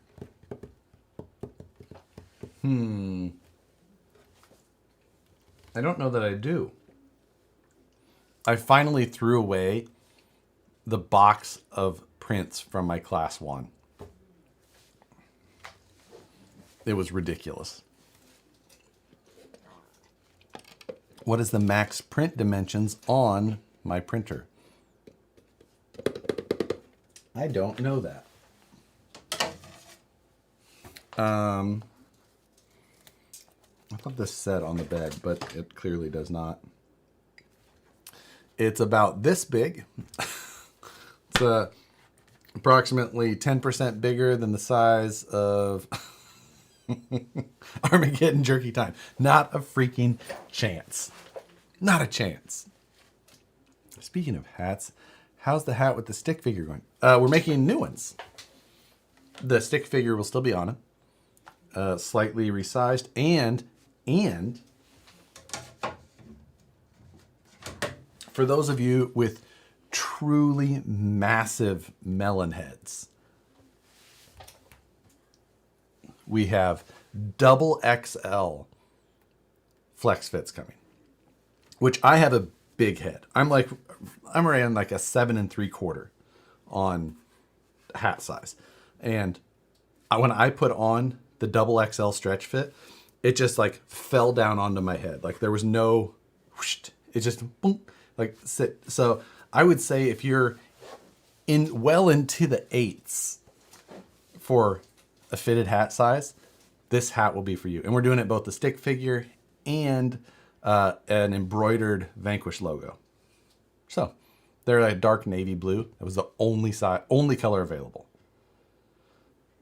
Only one. But I know there's a lot of people that have like a larger head than I do. Size 8, snapback, no, exactly. Like I have a 7 3/4-ish, or 7 5/8, 7 3/4. But like I'm on like last hole of snapbacks, so it's just like if you have a bigger head than that, like you're out of luck. So this one came from the guys in Iowa. It's Iowa RC Outlaws. Jeremiah actually sent this. Wait, did Jeremiah? No, Jeremiah sent me the RC Outlaw hoodie. And then those guys saw it and sent me this hat, and it's like such a nice hat. So I really enjoy this one. But XL stretch fits nice. That's what I wear normally because it's like I'm like right at the upper end of where those fit. The double XL though, big. So yeah. I don't know what else to say. Let's see. Do I have anything else to show you? Are we going to end up having to cut this stream short? Because we're only 2 hours in. We usually go 3 hours. Yeah. I'm just saying. When Vanquish getting hats back in stock? They're in print right now. And they're local printer. So as soon as they're done, they'll be on the site. Because he's just right down the street from one of my coworkers. Show the Yeti again, please. Okay, I can do that.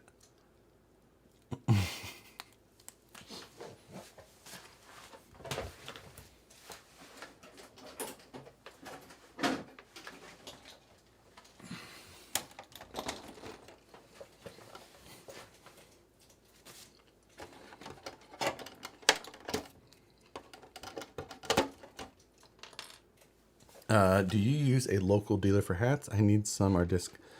I do. Oh, Chris M. Hey, what's going on? And want the patch style you did. Yep, I do. We do use a local guy for the patch as well. So shoot me if you still have my number, you can just text me. Or Instagram or wherever you got a hold of me before. Come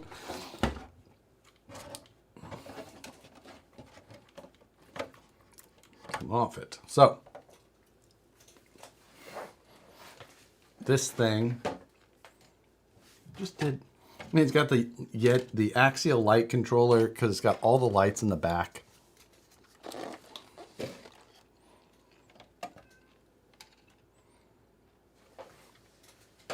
But body is done well.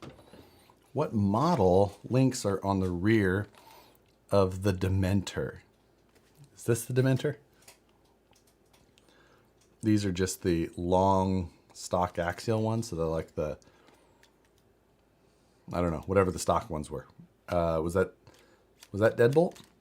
I don't remember. I don't think so. I think it's C10 rear links. Do the wires on your top of servo hit the cage on the Capra at full compression?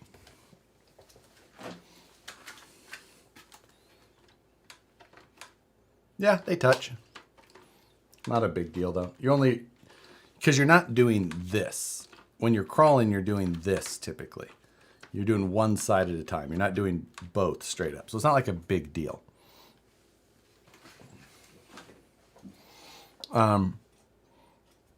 I've got a new Yeti buddy I'll sell you for $200. No. No. No, thank you.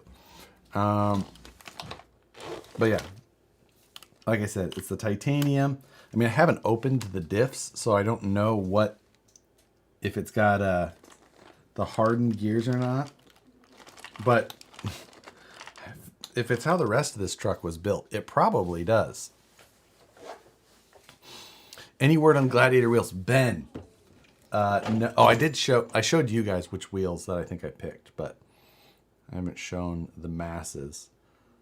So I think I'm going with the chases. But no, the person that I contacted, they're the holiday weekend, so they were out today. But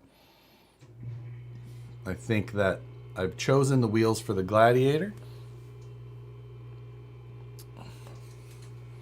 But I think we're going to powder coat the ring metallic, darker orange.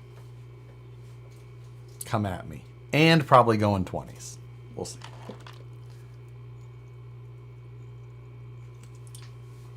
So, are you driving the Gladiator Pro Line by the Fire? Yes, absolutely. Because I need to haul the mini.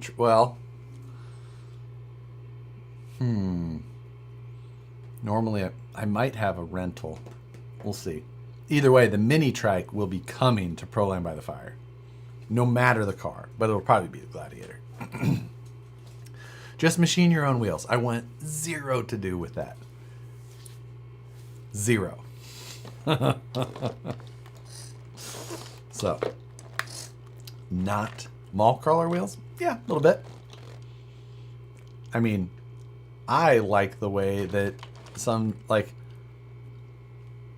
I would not be mad at a white on white JL Wrangler. White top, white fenders on like paint matched white 26s. I like what I like. Can't help it.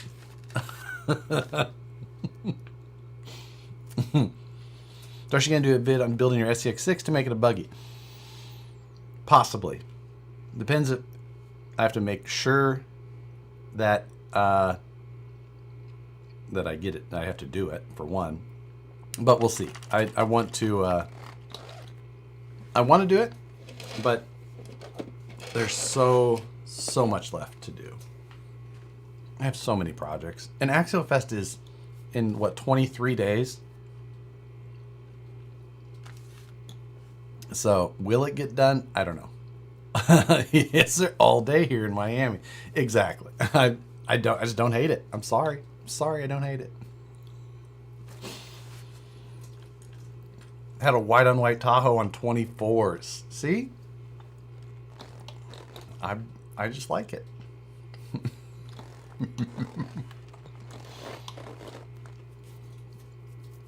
43s on 20s look okay. I don't want 43s. I want like a 26-inch wheel with like a 34-inch tire. a little bit. But do you like squatted trucks? No, I do not. I don't like the squatted trucks. I will say that.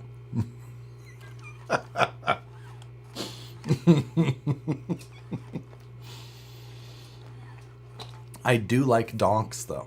Nicole and I both do. I would take a G-body donk in a heartbeat. I have some controversial style choices. I'm aware. Brodozer Josh for the win. I'm well aware of what's wrong with me, but I've embraced it.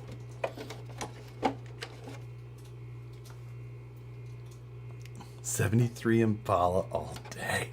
See, I just want a G-body. I want a G-body. Now, would I rather have a G-body that's donked than like a hot-rodded G-body? No. Josh wants my Cuddy. I do, probably. Because I freaking love cutlasses. Freaking love them. Nothing is wrong with you, asked Nicole. Is that Yeti specific bug body? Damn. I don't. It was it? I think. Maybe. I don't know. Oh. G-body shuffle. That's right. He had his mouse over the he had his mouse over the unsubscribe button on that squatted question.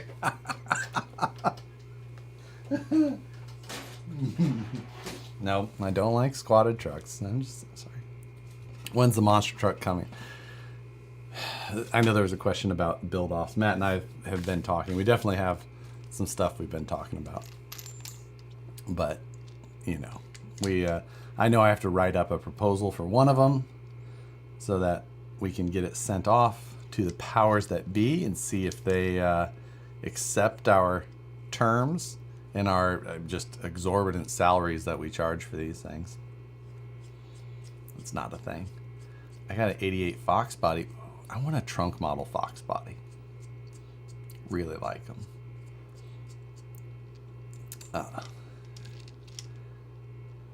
Let's see. Fan truck LMT. Yeah, like we were talking about that. I don't know if that's the right choice for it. I'm not saying that I don't want an LMT. So an LX, yes. Yes. I love Fox bodies. Like I grew up, those were like a cool, like they were somewhat obtainable by the time that I was growing up, like high school days. Like there was a couple of people that were a little bit older, notchback, that had them. And I was just like, oh. Like I remember them, and I wanted them then, and I want one worse now. My Cutlass is a mahogany 76 Cutlass Supreme with black leather interior. Is it for sale though? Because that's what I need to know. 76. Does that get around the California emissions law? I can't remember. Is that a little too new? No, I think it might be. Notchback, no body kit. Yeah. What about a build off where you both do polar opposite builds? You have to do the most scale build where he performs shit and mass. I know. Like, what body is on my drag car? My drag car has the Barracuda body on it that Moose Jaw painted.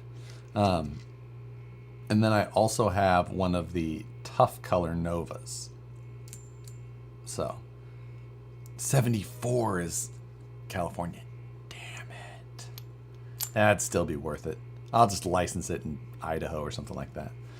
2S snow prep? Yeah, I'm no good at it though. There is a race here on Sunday that I was thinking about going and covering. Although it's a list race.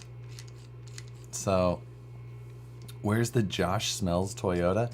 That lives at, it went to Ben, Scale Crawler Fab Shop, who was in here. I'm not sure if he still is, but the Fox Body LX was faster than the GT Mustang because it was light. Oh, I didn't know that. It doesn't have cats and is kind of hot roddish. That's okay. I'll license it in Montana or something. Where do people do those? Isn't it Montana? Wyoming? Something. Whatever. Set up the I'll set up the LLC up there. Setting up to convert his E46 to slide, his beater mobile. Oh, big angle kits and all that. So what exactly are you thinking for the Brondo Bronco? Moose Jaw, it's a great question.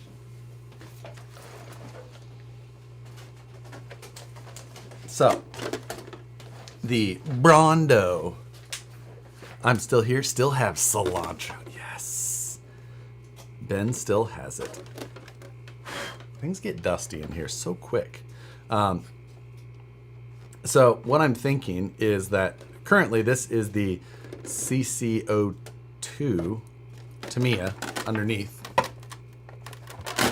And it has this body on there. But the body I really like. However, don't love the CC02 part of it. So what I would like to do is transfer this look. So this body and these wheels and tires onto a short wheelbase chassis rig. And the only one that I really know of is one that Ben was talking about, and it's again by NWSD, and they call it the Derringer. So like the little pistol, Derringer. So, and I think, but my problem is I need, or I want it to be narrow, and I don't know that AR-44s are narrow enough. So UMG10 SCX-10-2, not short enough. This is short. This is like a 10-inch wheelbase. It is black and white, and it does have the original keys. So yeah, this is it's a 10-inch wheelbase. 254 millimeters, if you're wondering that in, Celsius. Which I also prefer the metric system. Other than temperature. I can't do the Celsius conversion very well. Unless it's -40 outside, then I'm right there with you. Like, solidarity. You can get narrowed AR-44s from beef tubes. That is an option. Also, TGH was teasing some class 1 axles that use like AR-60 outers. And I was like, well, that could be a good fit for this. And I don't need it to be super crazy or anything. I just want it to be cool and have this body on a truck that fits more like my style.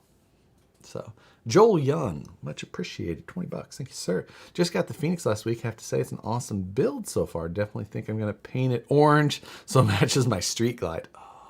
Oh. That is Amber Whiskey in color. P.S. Love the videos. You and Matt rock. Street Glides are my favorite. Street Glide, Road Glide. Like, I would have such a hard choice between Street Glide, Road Glide. Like, but what was it? Amber Whiskey? I approve. That sounds like the perfect color choice. Thank you again, donating. Ended up getting the Gozer body for my monster truck. Should I patina it or go flashlight? Patina, I feel like patinaed monster trucks actually do kind of work because they just end up looking like the redneck swamp trucks, which is like a good look. So I say, I mean, it's a Gozer body anyway, so like it's gonna look a little ugly. Like I say, go patinaed. Road Glide all day. Yeah, Street Glide all day, every day. So Street Glide has the fixed fairing and Road Glide has the fork mounted fairing. Is that right? Or is it vice versa? Because Electric Glide for the win. So I remember like last time I had a Harley, I was just like, I have no interest in a bagger. What would I want a bagger for? Oh, those fairings look terrible. And then I all kind of came around. I'm like, that would be kind of vice versa. Okay. Road Glide is fixed. See, I kind of like the fixed. That's the... I'm such a hard... I don't know. I feel like the Street Glide is a more like traditional good look with the fork mounted fender or fork mounted fairing, but something about that road glide with the fixed fairing, like I just like it. Just yeah, my last Harley was a Softail though, so hardtail bobber is the way to go. See, that's why I'm building the trike, man. It's the ultimate bobber. It's just there's even less of it because you have to get rid of everything that doesn't matter. Rob Montana, what's going on? Late to the party. Do they make off-road gummy tires for those road glides? Will it do a hard enduro? And Rob, they hold more than like 6 ounces of fuel. You know, it's like, oh man.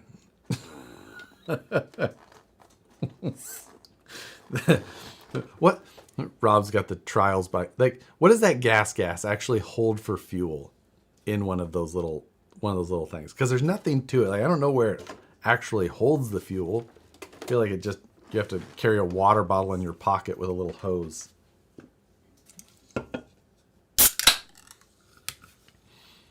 Another room temperature. Aha. Let's see. 2 Slurpee cups. Do you like the electric Harleys? I haven't really seen the details. Fork fairings suck over 100. I don't know that I've ever had a Harley over 100. I don't think that my old Softail would do it. Yeah. Yeah, I don't know. The my Hayabusa though, I was much closer to the double that. The gas might be in the frame, Josh. It's got to be. There's nowhere else to put it, so it has to be somewhere hiding. I tell you what, I did come around to over the about 2.3 liters. Okay, so that's a gallon, right? Is it 2.2, 2.1 liters per gallon, something like that?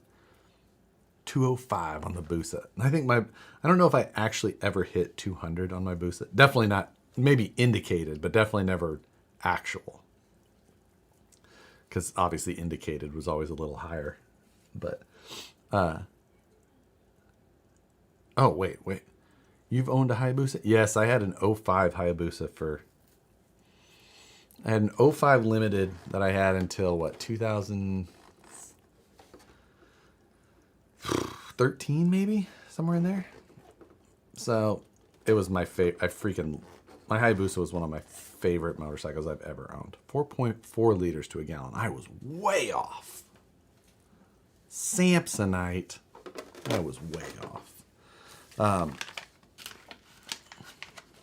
So, yeah, my Hayabusa, though, I built the motor, and it was stretched and lowered, and I looked like a douche riding it, of course.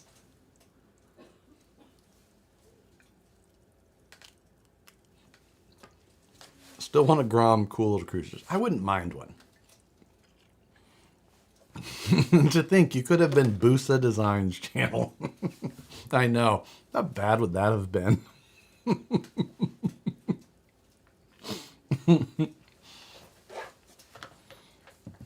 Would have been terrible.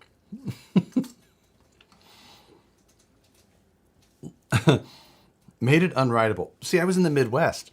There was no corners. So it was fine.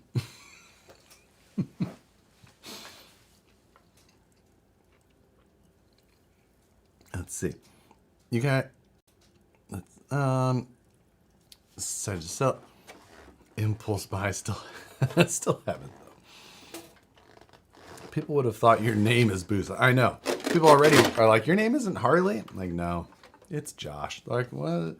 Why is it Harley? Like, I used to ride a Harley when I made an internet forum screen name. Let's see.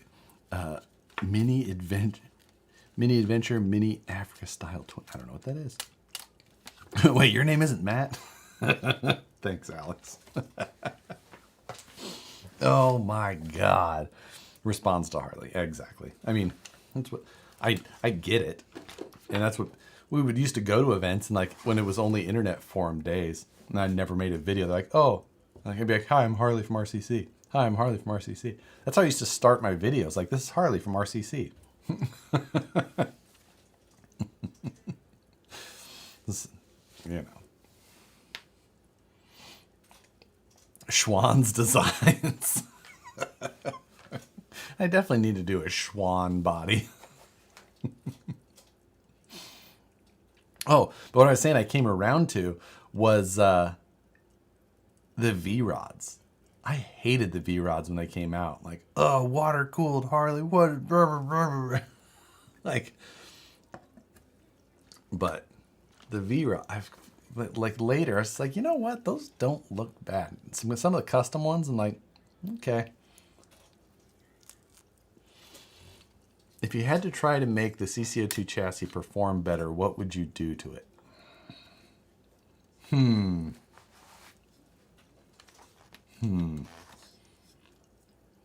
I'd take this transmission out.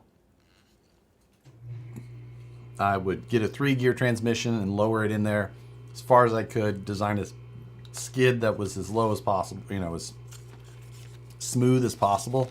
Like right now, it's got, you know, if you transition off of the links, you just run into lips and gaps, and you're just going to hang up everywhere.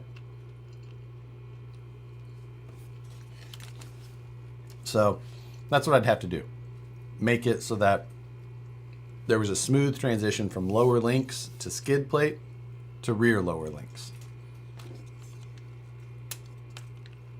And that would be my first steps.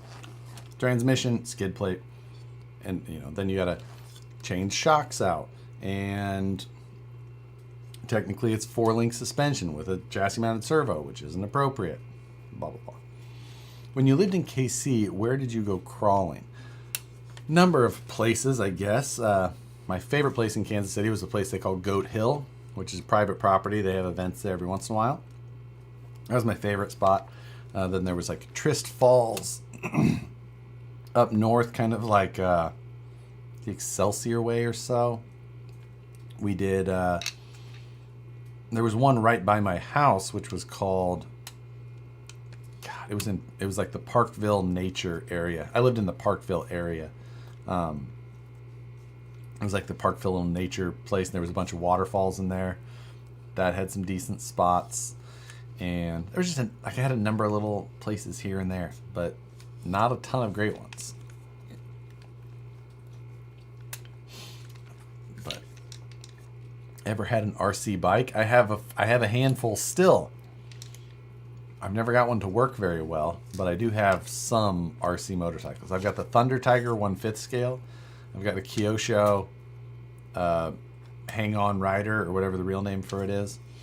I've got the Fijan, which is at Matt's house. I pronounce it Tamiya. You bet your ass it's smaller than a ground. Wait, what are we talking about? Does VP make axles for the CCO2? Unfortunately, no. Where did those screws come out of?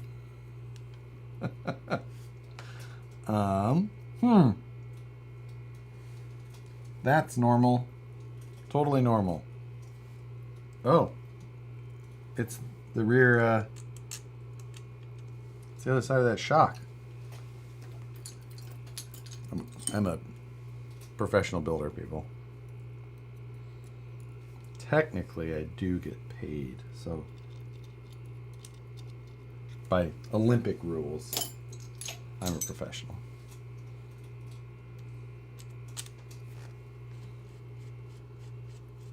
There we go. Fixed. Done. Did you have a the Crank Up Evil Knievel? No, that was before my time as a child. So I was born in the mid-'80s, early mid-'80s. So that was kind of, I think, an earlier toy.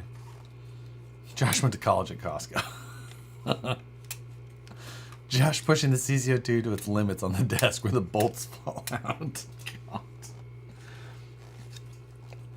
Professionally installed, exactly.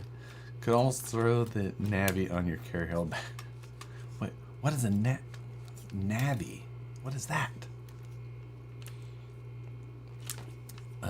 Makes me feel old, thanks.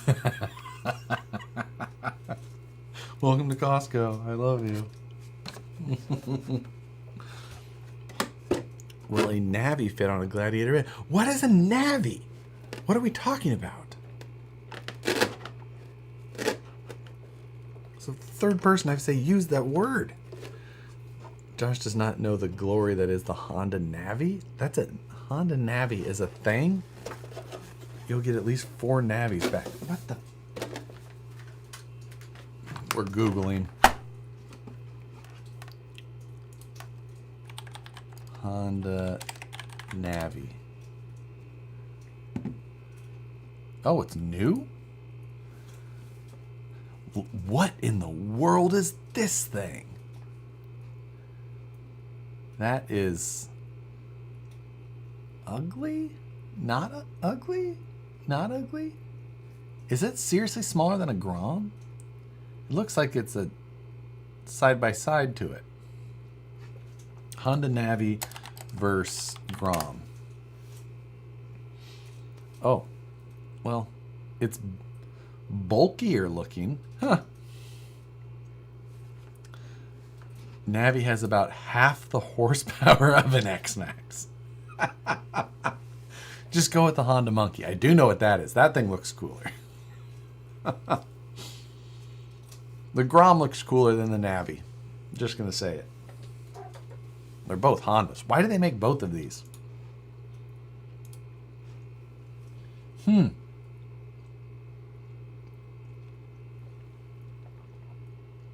Interesting specs. Grom has 4 millimeters more ground clearance. For $1,800 to steal. That's pretty cheap for a motorcycle you can ride on the street.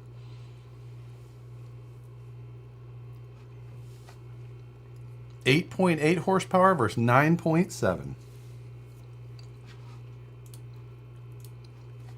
I have looked at the new Hayabusas. I was like, I can't do it in California. I can't ride on the street. People here are too irresponsible driving.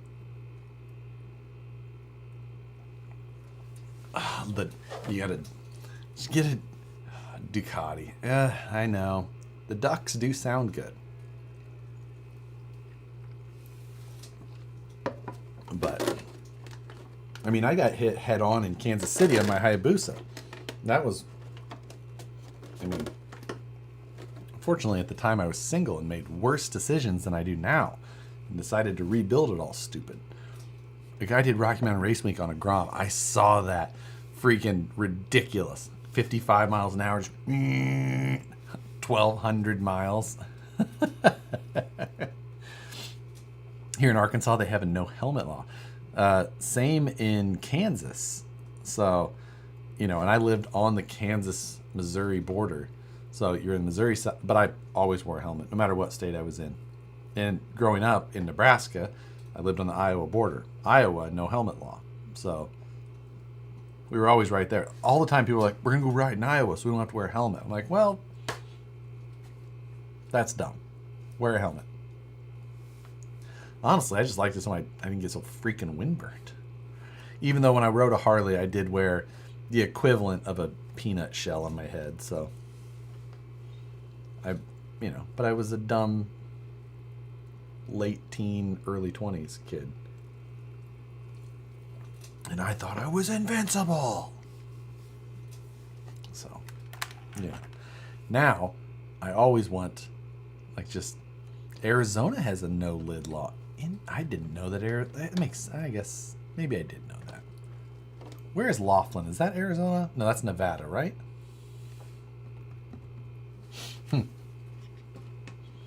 I only wear full face helmets because of bugs.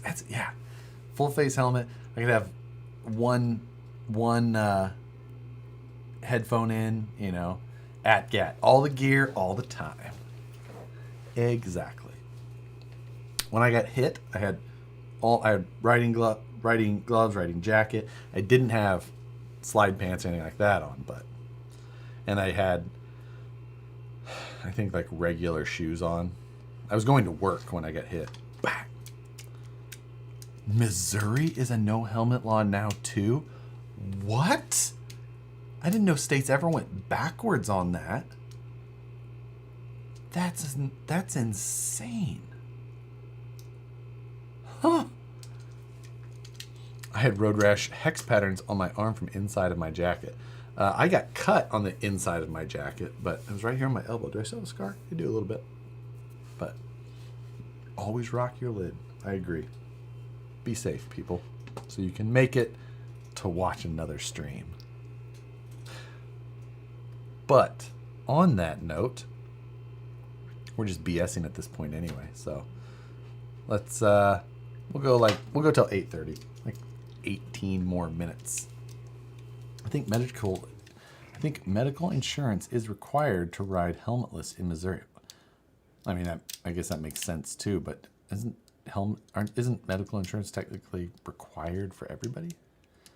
Unless you pay like a tax fine or something like that.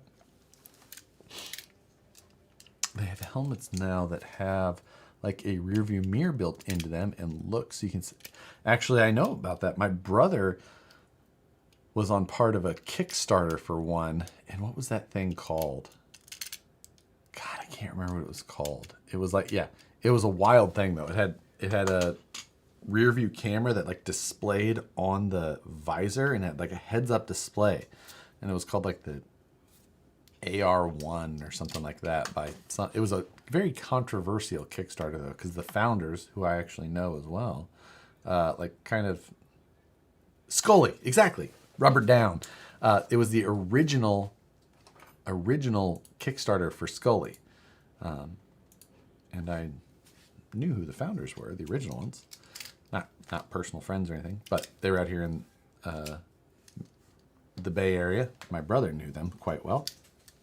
And my brother actually has the very original Scully that he got when he joined, or however he got it. And then he got an updated one when the new investors like bought them and redid it. It's a big deal. Wild stuff. Wild stuff. So, did I get my FMS FCX24 yet? I actually was chatting with the guys at the A-Main today, and I should have it early next week. I just ordered from A-Main like anybody else. So I'm told that early next week I should have it. So bam. So we got yellow and blue. What colors did I get? I don't know. I bet that I got yellow and blue as well. Let's see. Pending order, that one probably. Yep, I got a yellow and a blue. I was like, that sounds like what I would have chosen. When are you going to get the yellow and green Crocs? No more orange. Technically, mine aren't even actual Crocs. I should buy, and they're way too big. I should buy like proper ones.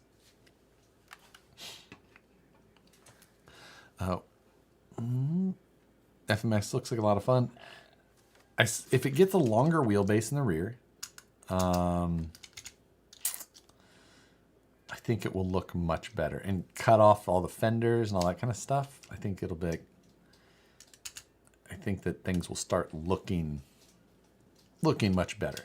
You know, the Doug logo, of course. So any more RC stuff going on? Yeah, we're at the part of this stream where everything's pretty much gone downhill. So you have the Enjoyer of Crocs. Oh, skill crawl it. Like, oh, that hurts. Just Cantina just figured out why you weren't responding. Tony, did you text me? I will text you shortly. I will text you shortly, Tony. At this point, though, I think that from the information that I have, it's probably a negative.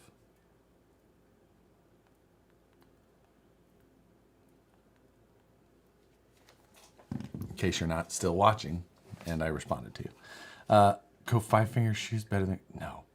Crocs are great because I can put them on and take the trash out, and then whoosh. VFD over divorce trans? Not for me. I think that the VFD having everything together is the benefit. I think that that's why I like it better when I can use it.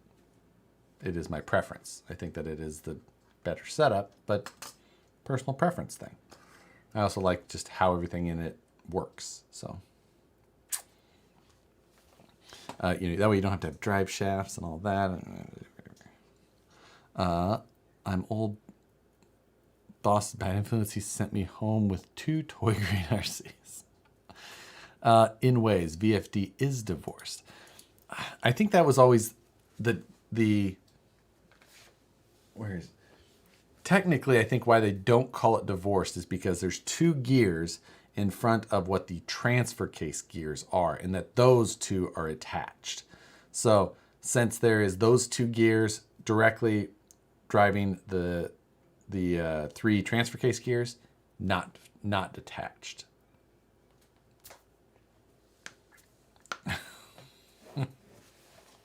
I hear you, Tony.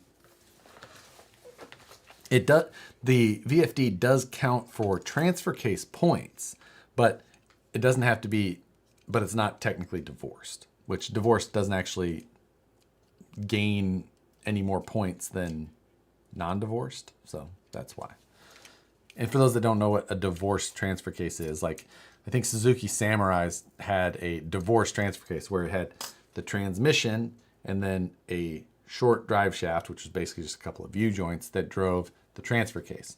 So in RC, we would refer to divorced T cases all the time, where you'd have the spur and pinion up front driving to a transfer case in the center, and then yada, yada, yada. Yeah. Ford Highboys. Unfamiliar with those personally. Never been around one. But anyway, okay.